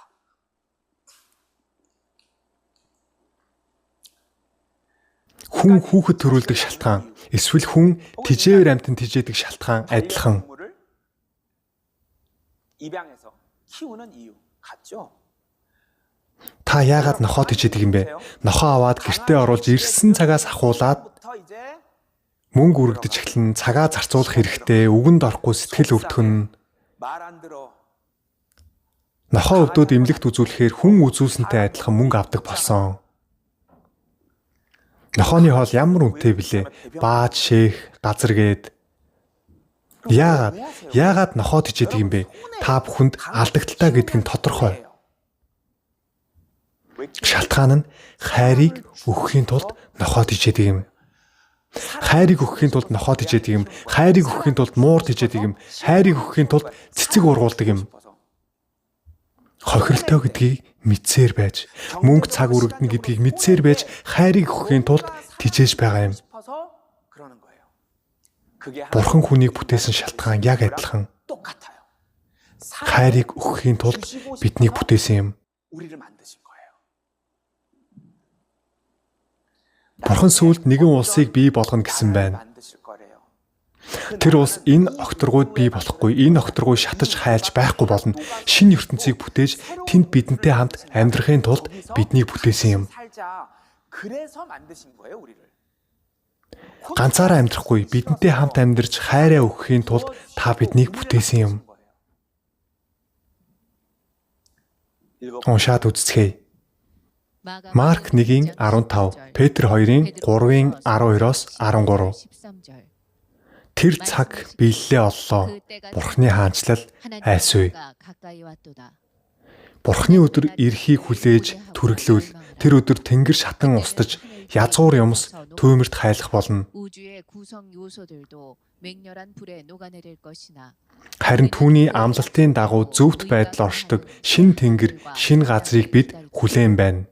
Энэ ертөнц устж үгүй болно. Шинэ ертөнцийг бүтээн. Тэнд Бурхны улсыг бий болгоно. Энэ бол улс шүү. Энэ улсад бидэнтэй хамт амьдрахын тулд та, бид төрсөн юм. 태어나신 거예요. Маш энгийн хамт амьдрахын тулд 살고 싶어서. эцэг эхтэн таныг санахгүй байгаа юм шиг дүр эсгдэг. Танд ядаргаатай санагдах байх гээд. 않을까 봐 Гэхдээ байнга дотроо бодож таныг санаж байдаг. 하시는 거예요. Бид нар мөнгө явуулаад л арга цааш өнгөрүүлдэг. Гэхдээ аав ээж гэдэг мөнгнөөс илүү тантай хамт хоол идэж, таны гэртээ ирээсэгээд хүлээгээ сууж байдаг. Аав ээж таныг маш их сандаг. Шалтгаангүй санаж өгүүлдэг. Ямар их сандаг гэж бодно. Ядаргаатай дарамттай байх болов гэд юундаа ирдэг юм бэ? Би зүгээр сайн байгаа гэж хэлдэг боловч дотроо маш их сандаг өгүүлдэг. 그냥 보고 싶어요. Мөнхөд хамт амьдрмаар байгаа боловч хүүхэд нь хүнтэй суугаад тусдаа гарахаас өөр аргагүй болдог болохоос насаараа хамт амьдрмаар л байдаг. Бурхан яг адилхан сэтгэлтэй бидэнтэй хамт амьдрахыг хүсэж байгаа. Мөнхийн мөнхөд хамт амьдрий. Ингэж хэлэхээр өөрийн мэдлгүй дургуутдаг хүмүүс байдаг шалтгаан нь амьдрах явцад маш их өвдсөн учраас. Амьдралаас хэд их шарх авсан өвдсөн хүмүүс мөнхөд амьдрна гэхээр битгий боль би дахиж амьдрмааргүй байна гэж хэлдэг. Би энэ дэлхийн ертөнцид амьдрах гэж үнэхээр их зовлоо. Би амиа орлож чадахгүй болохоор л амьдрч байна. Болж үзье. Би амиа орлож чадахгүй болохоор л амьдрч байна. Үхээд бүх юм дуусаасаа гэж бодож байна. Амьдрмааргүй байна гэдэг. Яагаад амьдрал гэдэг үг сонсоход л сэтгэл нь өвддөг. Амьдралынхаа туршид маш их шарх авсан учраас. Гэхдээ дараагийн амьдрал тис ондоо байх болно. Уншаад үзцгээе. Илчлэл 21:4-27. Бурхан тэдний нүднээс нулимс бүрийг нь харчина. Тэнд цаашид үхэл гэж байхгүй, гашуудах, уйлах, өвдөх гэж үгүй болно.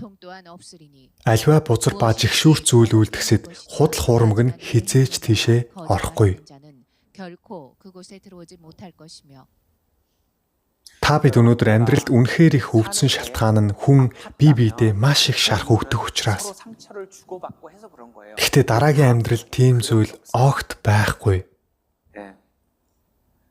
Бие биедээ муухай үг хэлэхгүй, гомдоохоор үйлдэл хийхгүй, бие биенээ чин сэтгэлээсээ хайрладаг ертөнц гэж байгаа.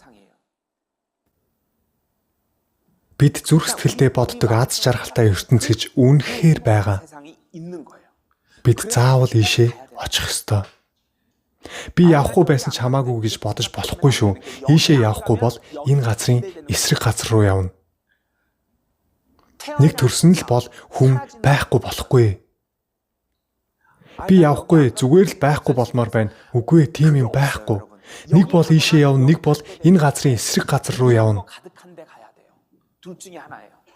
Гэхдээ энэ сайхан улс руу явах тийм хэцүү биш. Бид энд Бурхантай хамт амьдрна. Зүгээр нэг амьдрахгүй, хамтдаа удирдах амьдрна. Уншаад үзцгээе.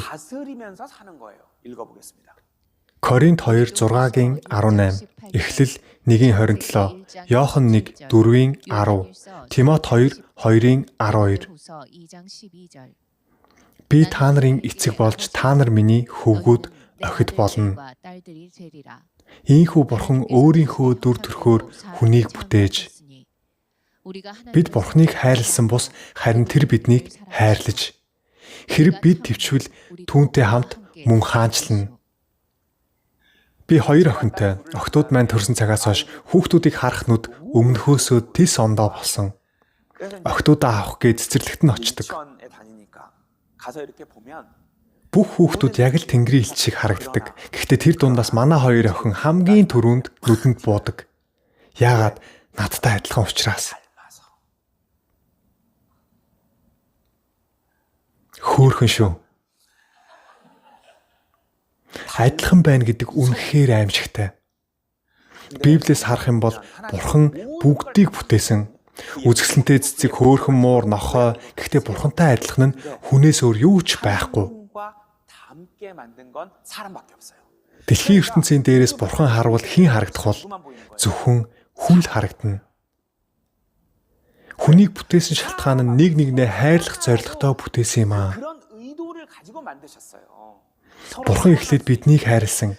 Эцэг их маань бидэнд ямар их хайртай билээ. Яг адилхан хизээ нэгэн цагт ойлгож ухаарад ирээсэй гэд хүлээж байгаа. Намайг ч гэсэн хайрлаасай гэд хүлээгээд байж байгаа. Гэхдээ Бурхан хизээч хүнийг хүчээр өөртөө хайртай болгохгүй.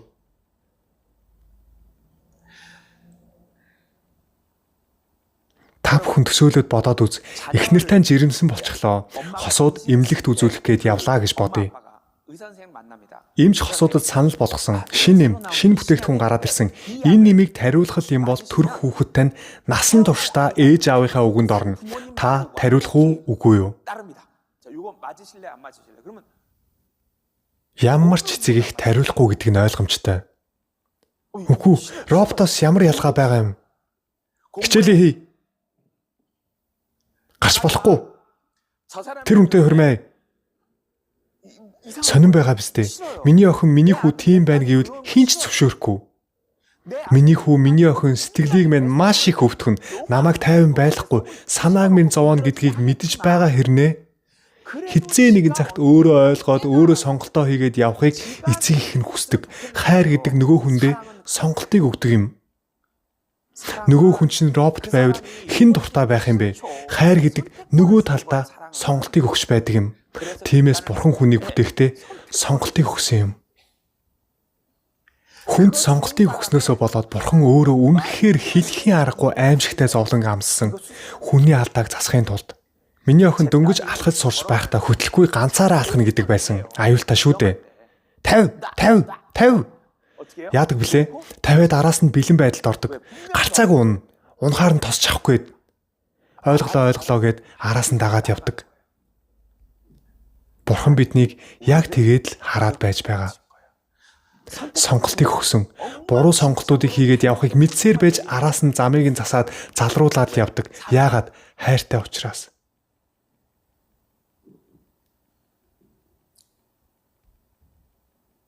Өөрөө сонголтоо хийгээрэй. Чи аль нэгийг нь сонгох ёстой шүү. Уншаад үзцгээе. Иохан 1:5-3, Дэд хууль 30-19-20. 19절 20절 Бурхныг хайрлах нь түүний тушаалуудыг сахих явдал юм. 지키는 것이라. Чиний өмнө ам ба үхэл, ёроол ба хараалыг тавья. Чи бас чиний уруудам амьдрахын тулд амийг сонгож, эзэн Бурхнаа хайрлан түүний дуу хоолойд дуулууртай байж түүнээс зуурч бай. 또 그분께 밀착하게 하려 함이니 Тэр чиний ам амьдрал. Бурхантай холбогдох юм бол тэрийг амьд байна гэж Библи хэлдэг. Бид нэгэн төрсөн бол бүгд мөнх амьдрна.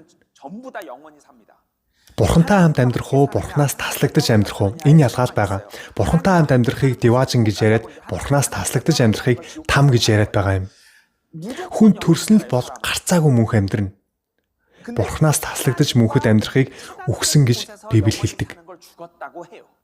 Мөнх амьдрч байгаа ч үхсэнтэй адил. Бурхантай холбогдож хамт амьдрахыг жинхэнэ амьтай амьд байна гэж Библи хэлж байна. Амийг сонгох уу, үхлийг сонгох уу? Бидний сонголт. Тэгвэл яаж сонгох юм бэ? Бурхан бидэнд өгсөн тушаалыг биелүүлэх үү, үгүй юу? Аль нэгийг нь сонгоно? Тушаалыг нь биелүүлэх юм бол Бурханд хайртай гэдгээ илэрхийлж байгаа юм. Тэгвэл Бурхантай холбогдож мөнхөд амьдрна гэсэн үг. Тэгэхийн тулд Бурхан дор хаяж хүнд хоёр сонголтыг өгөх ёстой. Хоолны газар ороод найзтай хүссэн хоолоо захиал гэсэн жантаа гомонгоос өөр хоол байдаггүй. Ямар ч сонготгүй газар орж ирээд тэгж хэлж болохгүй биз дээ. Хайрч гэсэн ялгаагүй. Би эхнэртэй үхээсээ өмнө би насан туршдаа зөвхөн чамааг л хайрлсан гэвэл манай эхнэр баярлан тийм үү? Тэгсэн манай эхнэр дэлхийд ганцаараа эмэгтэй байсан бол сэтгэл нь хөдлөхгүй шүү дээ. Дэлхийд ганцхан эмэгтэй байвал хайр гэдэг сонголтыг нөгөө хүндээ өгдөг. Сонголт байхын тулд дор хаяж хоёр зүйл байх ёстой. Бурхан өөрийгөө сонголт дугаар 1 болгоод сонголт дугаар 2-ыг ч гэсэн хүнд бүтээж өгсөн. Сонголт 2-ыг хэн бүтээсэн бэ гэхээр Бурхан өөрөө бүтээсэн. Яагаад хоёр сонголт байсан цагт сонголт хийх боломжтой учраас сонголт 2-ыг харанхуй гэж Библи хэлдэг. Уншаад үзцгээе. Исая 45:7, Иохан 1:2-11. Би гэрлийг бий болгон харанхуйг бүтээж амар тайвныг гүйцэтгэн гай гамшигч бүтээдэг. Энэ бүгдийг хийдэг би эзэн. Харин ах дүүгээ үзэн ядагч нь харанхуй дотор байгаа бөгөөд харанхуй дотор алхаж нүдийг нь харанхуй сохолсон тул хаашаа яваагаач үл мэднэ. Бурхныг таньж мэдэх нүдийг бидэнд өгсөн. Гэрэл байвал бид харах боломжтой. Эсвэргээрээ Бурхныг таньж мэдүүлэхгүй хүчийг харанхуй гэж нэрлэдэг. Энийг хэн бүтээсэн блэ? Бурхан. Гай гамшигч Бурхан бүтээсэн. Шалтгаан нь хайрлахын тулд, бидэнтэй хайрыг хуваалцахын тулд. хайрлахын тулд сонголтыг өгнө. Сонголтыг хийхийн тулд хоёр сонголт байх ёстой. Бурханаас өөр сонголт байх ёстой. Тэр нь харанхуй юм. Энийг хэн бүтээсэн бэ гэвэл Бурхан өөрөө бүтээсэн. 하나님이 만드신 거예요. Яагаад? Хайрлахын тулд, хайрыг өгөхийн тулд. 사랑하고 싶으셔서. Бурхан хүнийг хайрлуулах боломжийг өгсөн. 드디어 사랑할 수 있는 기회를 주십니다. Бурхан хүнд тушаалыг өгсөн. Тушаалыг биелүүлэх юм бол Бурханд хайртай гэж хэлж байгаа юм. Гэтэл хүмүүс Бурханы өгсөн даалгаврыг биелүүлэлгүй харанхуй давтаж буруу сонголтыг хийсэн. 된 선택을 해요. Уншаад үзцгээе. Эхлэл 2-ын 16-аас 17, 3-ын 6. 6절. Чи цэцэрлэгийн айлч модны жимсийг идэж болно. Харин сайн мууг мэдүүлэгч модны жимснээс идэж болохгүй. Түүнээс идсэн тэр өдөртөө чи зайлшгүй үхэн гэв. Тэгээд тэр эмэгтэйг хартал уг мод нь хүнсэнд сайн, нүд булаам, ухаан тэлмээр, хорхоо хүрмээр сайхан харагдсан тул жимснээс нь авч иджээ. Тэр хамт байсан нөхөртөө өгч тэр нь ч идэж. 그가 먹더라. Бурхан хамгийн ихэнд бүтээсэн Адам, Эва гэх хоёр хүн Бурханы өгсөн тушаалыг зөрчсөн юм. Нэгэн модны жимсийг битгий идээрэй гэж хэлсэн боловч тэр жимсийг идчихсэн. 이걸 먹어요. Эва эхлээд идээд Адамд өгсөн, Адам ч бас идсэн. Бурхан идэх юм бол өхөн гэж хэлсэн. Идсэн даруйдаа өгсөн үү? Зүгээр зогсож байсан. Гэхдээ Бурханаас таслагдсан. Энийг өгсөн гэж хэлээд байгаа юм. Библийн хэллэгээр сэтгэл нь үхсэн гэж ярьдаг. 이제 됩니다. Бие махбодын үхлийг бид бүгд мэднэ. 그건 우리가 아는 개념이죠. Сэтгэлийн үхэл гэдэг бол Бурхантай холбоотой байгаа юу, таслагдсан байгаа юу гэдгээс хамаарна. Энэ үед таслагдсан бие махбод нь амьд байгаа ч гэсэн сэтгэл нь Бурханаас таслагдсан. Үүгээр дуусаагүй. Материаллык зүйлс бүгд харагдсан. 찔이 저주를 받습니다. 예. Бүх дэлхий харагдсан. Тэр дунд хүний бие ч орсон байсан. 몸도 들어가죠. 이 몸. Хүний бие бас харагдсан. 그래서 Тийм учраас хүний биеэс байнга муу хүсэл тачаал гарч байдаг. 욕구들을 일으키는 거예요. Та бүхний өнөөдрийг хүртэл хийсэн бүх муу бодол үйлдэл чинь бие махбодоос чинь болж байгаа юм. 일은 몸 때문에 하신 거예요. Бие махбод чинь таныг уруу татдаг юм. 유혹해서 하신 거예요. 남에게 Бусдыг гомдоосон, худал ярьсан, бусдыг өвдгөж шархлуулж зовоосон бол энэ бүгд бие махбодоос болоод үйлдэж байгаа юм. Уншаад үзцгээе. 읽어보도록 하겠습니다. Эхлэл 3-ын 17, Галаат 5-ын 19-өөс 21, Эфес 2-ын 3. Тэрээр Адамд чи эхнэрийнхээ үгийг сонсож бүү идгэж миний тушаасан модноос идсэн учраас чамаас болж газар харагдлаа. Харин махбодын үйлс нь илэрхий юм. Эдгээр нь завхаарл, бузар тачаал, садарлал, шүтэн шүтлэг, ид шид, дайсагнал, маргаан, хардалт, уур хилэн, харгалдаан, хагарал, тэрс үзэл, атаархал, архитэлт, утга учиргүй наргиж цэнгэх зэрэг юм. Бид ч бас бүгдээрээ урдн махбод болон оюун бодлын хүслүүдээ өгшүүлэн махбодынхоо хүсэл тачаалуудаар амьдарч уур хилэнгэн хүртэх хүүхдүүд байсан. Бие махбодоос гарч байгаа хүсэл тачаалыгч бас бие махбодын нэг хэсэг гэж үздэг. Библи хүнийг сүнс, сэтгэл, бие махбод гэж 3 хуваадаг. Бодисоор бүрдсэнийг бие гин тийм үү? Харин Библиэд бодисоос гарч байгаа хүсэл тачаалыг нийлүүлээд бие гэж хэлдэг. 나오는 욕구까지 합쳐서 몸이라고 해요. Бидний бие махбод газрын хөрсөөр бүтээгдсэн. Газар хараагдсан цагаас эхлээд хүний бие муу бүхнийг хүсдэг тачааддаг болсон. Энэ бүгд 이거 다 та бүхний насан туршдаа хийсэн бүх гим нүгэл, буруу үйлдэл бие махбодын хүсэл тачаалаас болсон гэж ойлгож болно. 하신 거예요. 몸 때문에. Энэ бие махбод цусаар дамжиж удамшдаг. 유전이 돼요.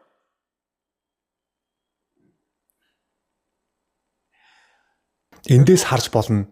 Этиоп хүн хар арьстай шалтгаан нь удамшсан учраас. 피부가 검은 이유. 유전이죠. Ирвэс толботой шалтгаан удамшсан болохоор тэр. 유전이죠. Бид мууг үйлддэг шалтгаан удамшсан болохоор. 유전이라고 해요. Уншаад үзцгээе. Иремья 13-ын 23.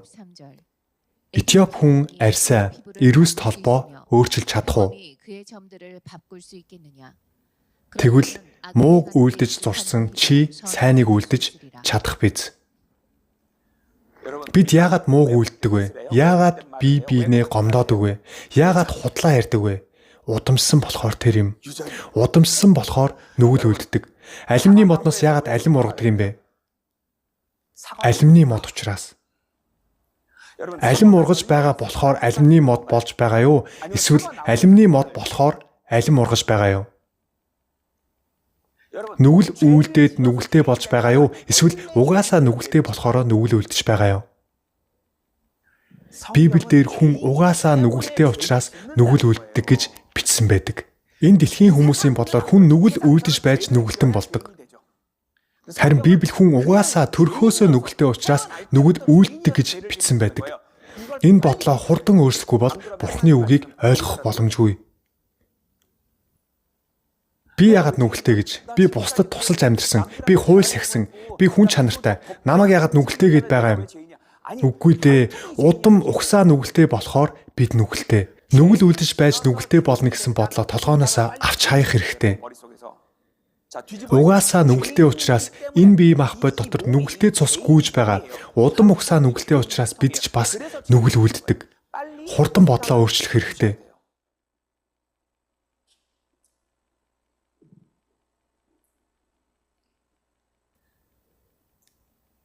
Библиэд дотор хүн буюу сүнс гэж байгаа. Зэхэрия 12-ийн 1-т бичсэн байдаг. Хүний бие дотор сүнсийг өгсөн байдаг. Энэ сүнс нь юу вэ гэвэл Бурхан руу хөтэлдэг сүнсийг хүний дотор бүтээсэн юм. Та бүхний бодож байгаа би гэдэг хүн бол таны сэтгэл юм. Багчиньоны сэтгэлийг багчиньон гэд байгаа юм. Бодоод, шийдвэр гаргаад мэдэрч байгаа энэ бүгд миний сэтгэл. Сүнс гэдэг нь юу вэ гэвэл багчиньоны бие дотор Бурхантай төстэй зан чанаруудыг хийчихсэн байгаа. Бурхныг олох дэнлүү болж өгдөг. Сүнс, мэс чанар, хүн чанарыг ажилуулдаг юм. Бие махбод харагдчихсан. Хүн амьдрна гэж юу хэлээд байгаа юм бэ? Зөв зам руу чиглүүлдэг сүнсээ сонсох уу, муу зүйл рүү хөтлж байгаа бие махбодоо сонсох уу? Энэ дундаас сэтгэл сонголтоо хийдэг юм. Насан туршид. Гэхдээ аль тал нь илүү хүчтэй вэ? Та бүхэн амьдралаа нэг эргэцүүлээд боддоо. Бие махбод хит давмгайлсан хүчтэй байдаг. Муу зүйл рүү уруу татдаг биеийн хүсэл тачаал сайн зүйл рүү хөтэлдэг сүнс хүн чанараас хамаагүй илүү хүчтэй.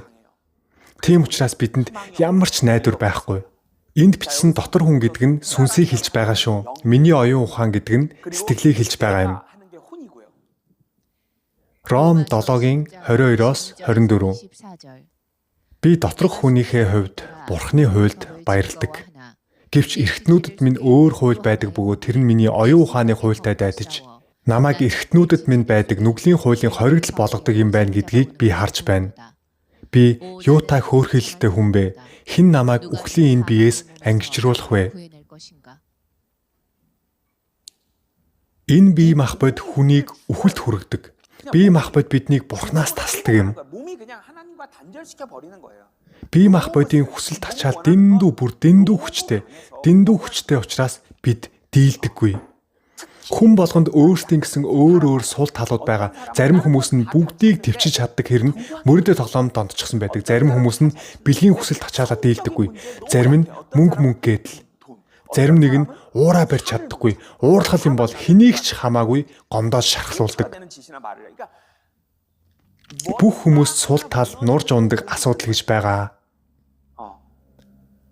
Тийм учраас нүгэл үлддэг.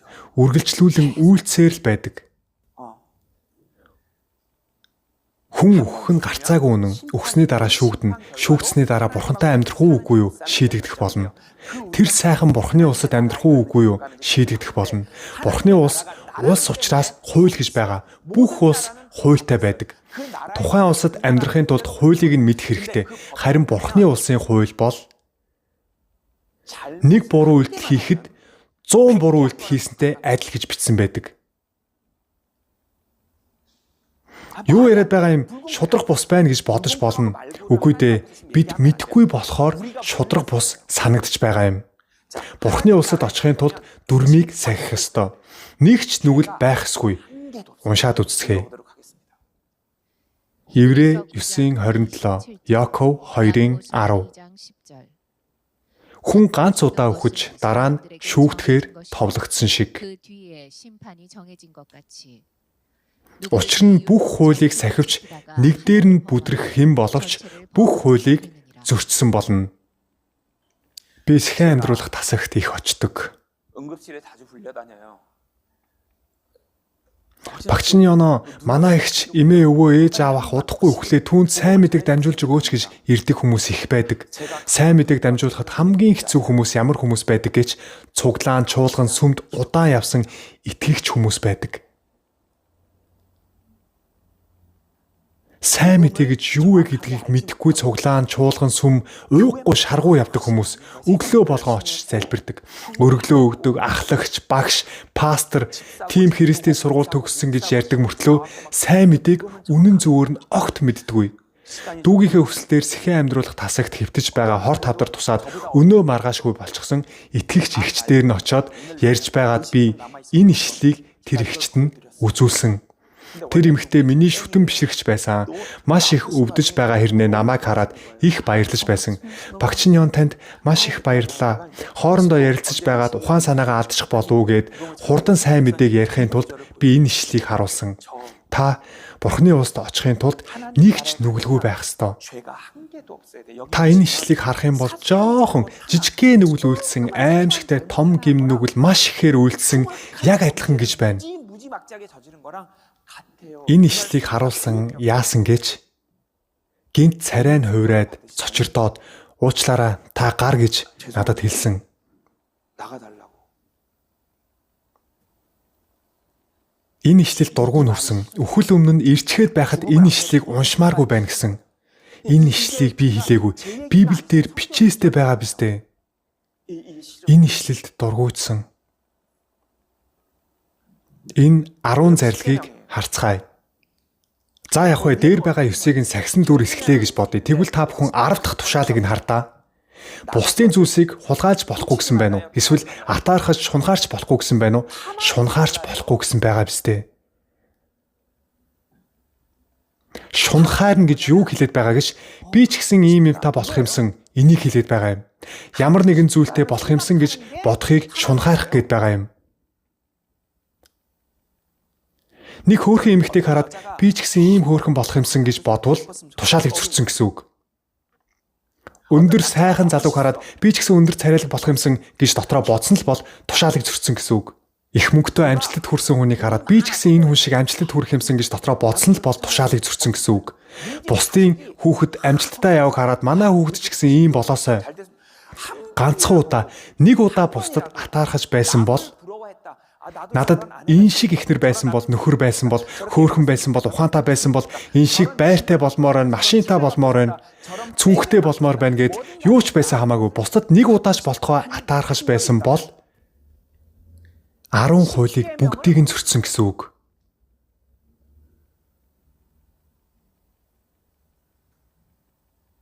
Тэгвэл там дунана. Ганцхан удаа хүнд атаархаж үтсэн бол там дунана. 있다면 지옥에 갑니다.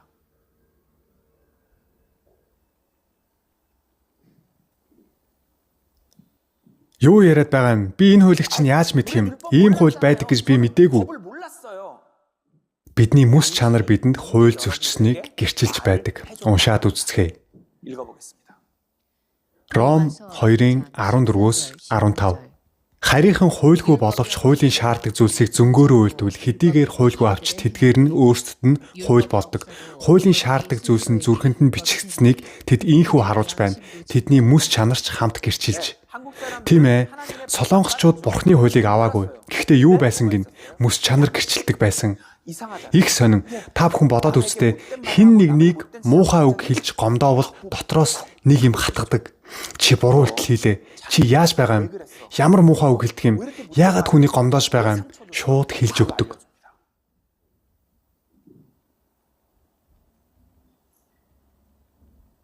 Энэ дундаас нэгийг нь ч хийгээгүй бол Деважинд очих боломжтой. Уншаад үздэхэй.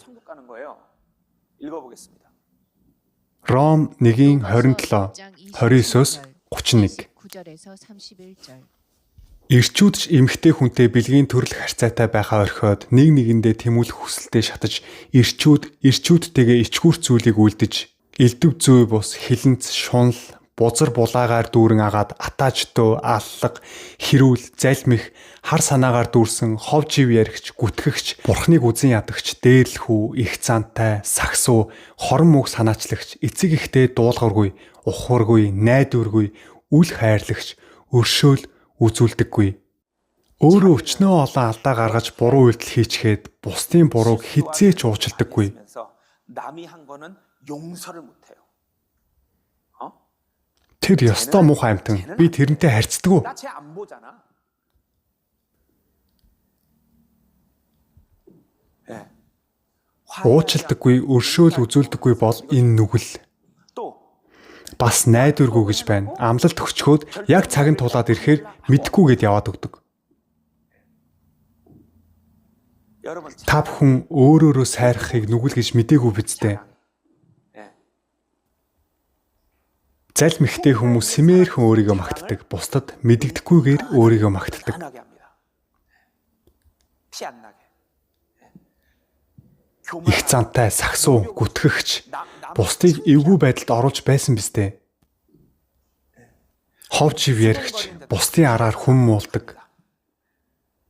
Та бүхэн нэг ч удаа хүн муулж үзээгүй гэж үү? Залмихтэй хүмүүс яадаг гэж магтаж байгаа дүр эсгэж байгаад муулдаг.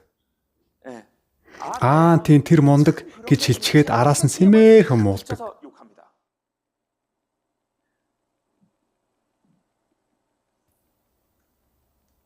Та бүхэн диваажинд очиж чадах юм шиг байна уу? Ийм их нүгэл үлдчихэд сайн хүний дүр эсгэж амьдэрдэг. 되게 착한 척하고 삽니다. Тэрийг Библи нууц нүгэл гэж хэлдэг. Яагаад? Баригдаагүй учраас. Хэн нэгэнд баригдаагүй учраас. 안 걸렸어요. Та бүхнээс асууя. Өөрөөс чинь өөр хинч мэдхгүй, бусад хүмүүсийн мэдхгүй таны хийсэн буруу үйлдэл нэгч байхгүй юу? 하나도 없으세요. Иргэн тойрон найз нөхөд гэр бүлийн гишүүд мэдэх юм бол цочирдохоор амар үйлдэл хийчихэд баригдаагүй учраас юу ч болоогүй мэт дүр эсгэж амьдарцгаадаг.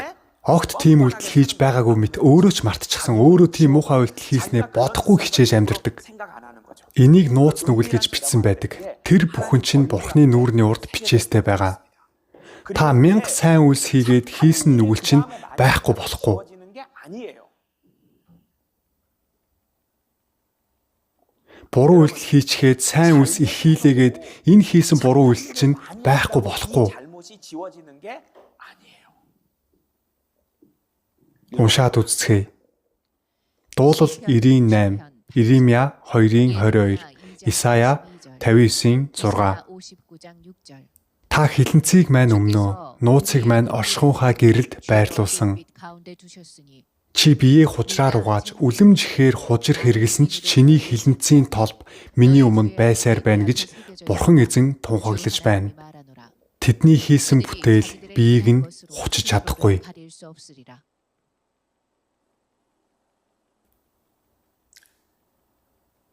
Бурхны урд та бидний хийсэн бүх гим нүгэл бичээстэй байхад 잊고 사는 그 잘못이 이렇게 버젓이 다 새겨져 있는데 бусад хүмүүс мэдгүйгээд өөрөө мартчихдаг болохоор сайн хүний дүр эсгэж амьдарцгаадаг.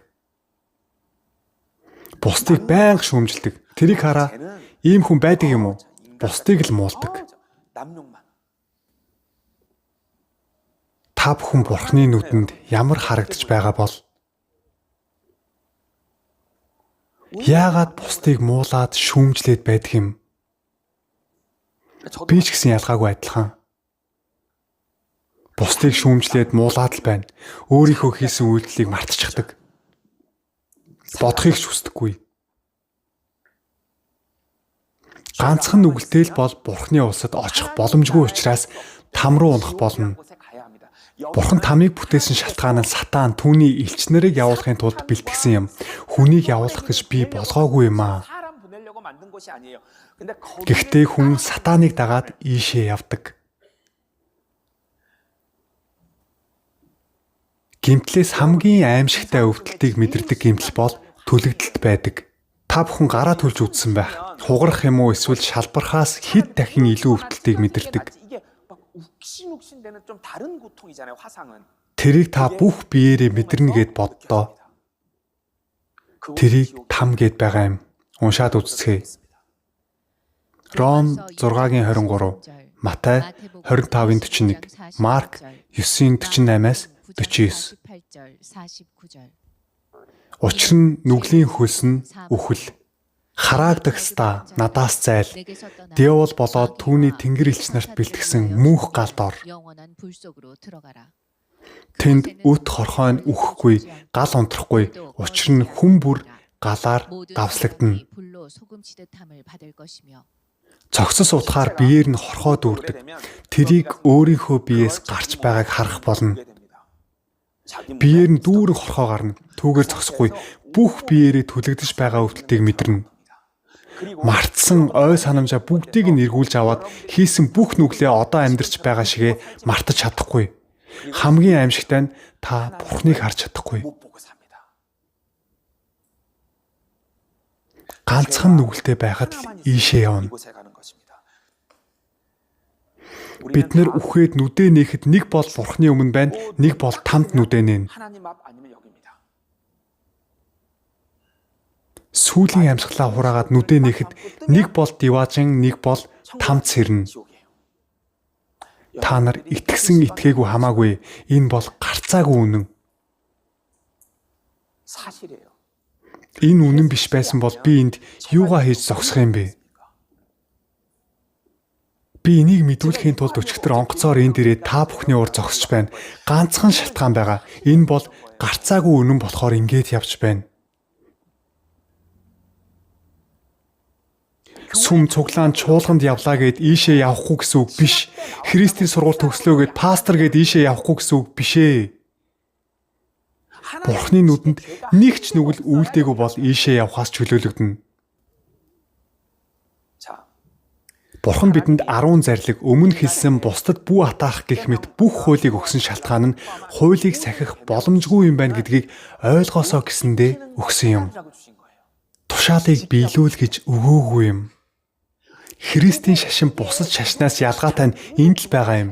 Хүний бүтээсэн бүх шашин сахих ёстой тушаалууд нь л өөр болохоос тэр тушаалуудыг сайн биелүүлэх юм бол ивэл авна гэж заадаг. Тушаалыг нь биелүүлж чадахгүй бол шийтгэл авна гэж заадаг. Яг адилхан заадаг. Бүх шашин тийм байдаг. Зөвхөн Библи Христийн шашин л зөндөө тушаал өчгөөд биелүүлэх боломжгүй гэдгийг ойлгоод биелүүлэх орлогоо зогсоогоосоо гэж бичсэн байдаг. Хуулийг сахих гэж өгөөгүй юм аа. Уншаад үзцгээе. Ром 3:19-20. Хуулийн хэлж байгаа болгоно нь хуулийн дор байх ёстод хандан ертөнц даяараа Бурхны өмнө буруутгагдах болно. Учир нь ямар ч мах бод хуулийн үйлсээр түүний өмнө зөвтгөгдөхгүй. Хууль нь нүглийг мэдүүлэгч юм. За харцгаая. Хуулийг биелүүл гэж өгсөн байна уу, биелүүлэх боломжгүй гэдгийг ойлгуулахын тулд өгсөн байна уу? Энэ дэлхийн ертөнцийн дийлэнх улс Америк, Солонгос гээд энийг маш тодорхой зааж өгдөггүй. Хуулийг сахидаг маш олон цуглаан байдаг. 5 дахь өдрийн орой нар жаргахаас эхлээд хагасааны өдөр нар жаргах хүртэл амралтын өдөр гэдэл. Хууль гэдэг сахих, биелүүлэх боломжгүй гэдгийг ойлгох юм. Би одооноос энэ хуулийг биелүүллээгээд өмнө хийсэн нүглүүд бүгд Бурхны өмнө бичээстэй байгаа юм байна. Би диваачнд очих боломжгүй юм байна. Би насаараа цуглаанд явсан боловч би баптизм авсан боловч баптизм гэж юу юм бэ? Ус цацсан уу? Ус цацлаа гэд диваачнд очдог юм уу? Усанд биеэрээ орчход гараад ирэхээр диваачнд очих юм уу? Зүгээр л норж байгаа юм. Юу ч биш. Тэр жоохон хүүхдүүд рүү яагаад ус цацаад байдаг юм? Яах гэж тэгдэг юм? Ус цацгаар тэр хүүхэд диваачнд очих юм уу? Би баптизм хүртсэн гэрчлэгээтэй. Тэгээд юу гэж? Гэрчлэгээтэй бол диваачнд очих юм уу?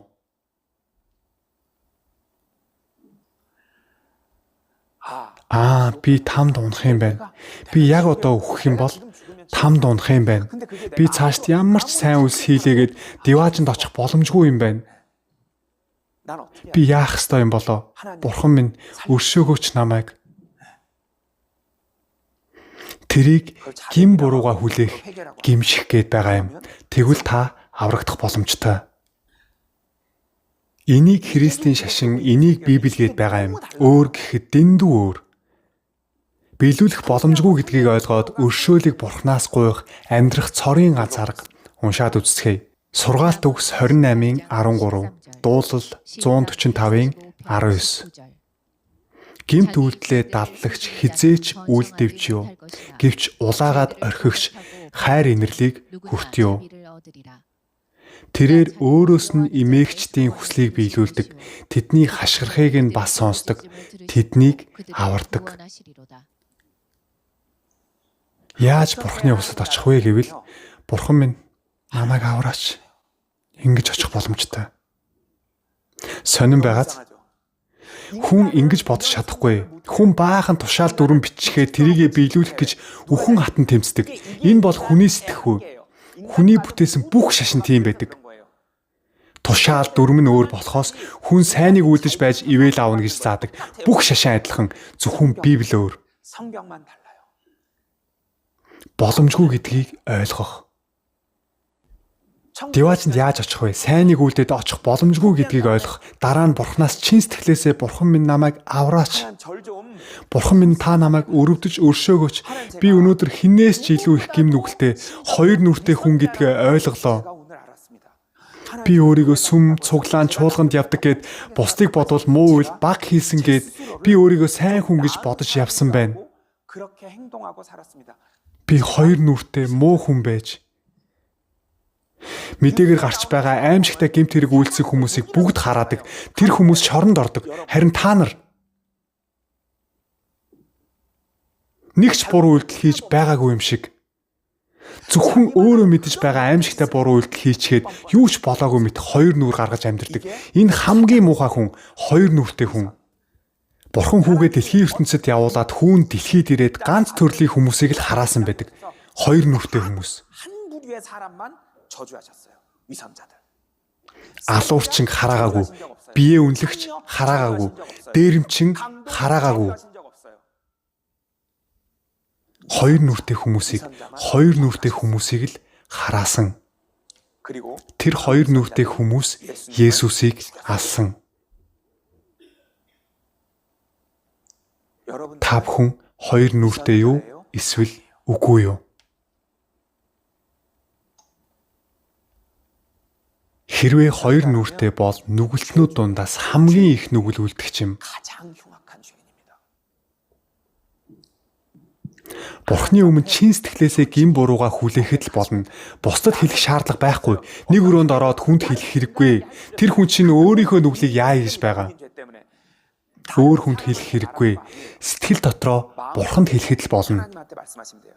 Өөр хүнд ч хэлэх хэрэггүй. Зөвхөн чин сэтгэлээсээ үннээсээ Бурхны өмнө гин бурууга хүлээн зөвшөөрөх хэрэгтэй. Чин сэтгэлээсээ Бурхан минь 하나님 намайг авраач. 살려주세요. Тэгвэл та аврагдах боломжтой. 그러면 삽니다. 잠시 쉬어 Хэсэг амарч байгаад дахиад Бурхны амлалтын ишлүүдийг хуваалцъя. Та бүхэн өөр хүнийг бодох хэрэггүй. Зөвхөн өөрийгөө бодоорой. Би Бурхны өмнө яаж харагдаж байгаа бол өөрийгөө бодоорой. Хэсэг амраад үргэлжлүүлэн сонсцгоё. Анхаарлаа хандуулсанд баярлалаа.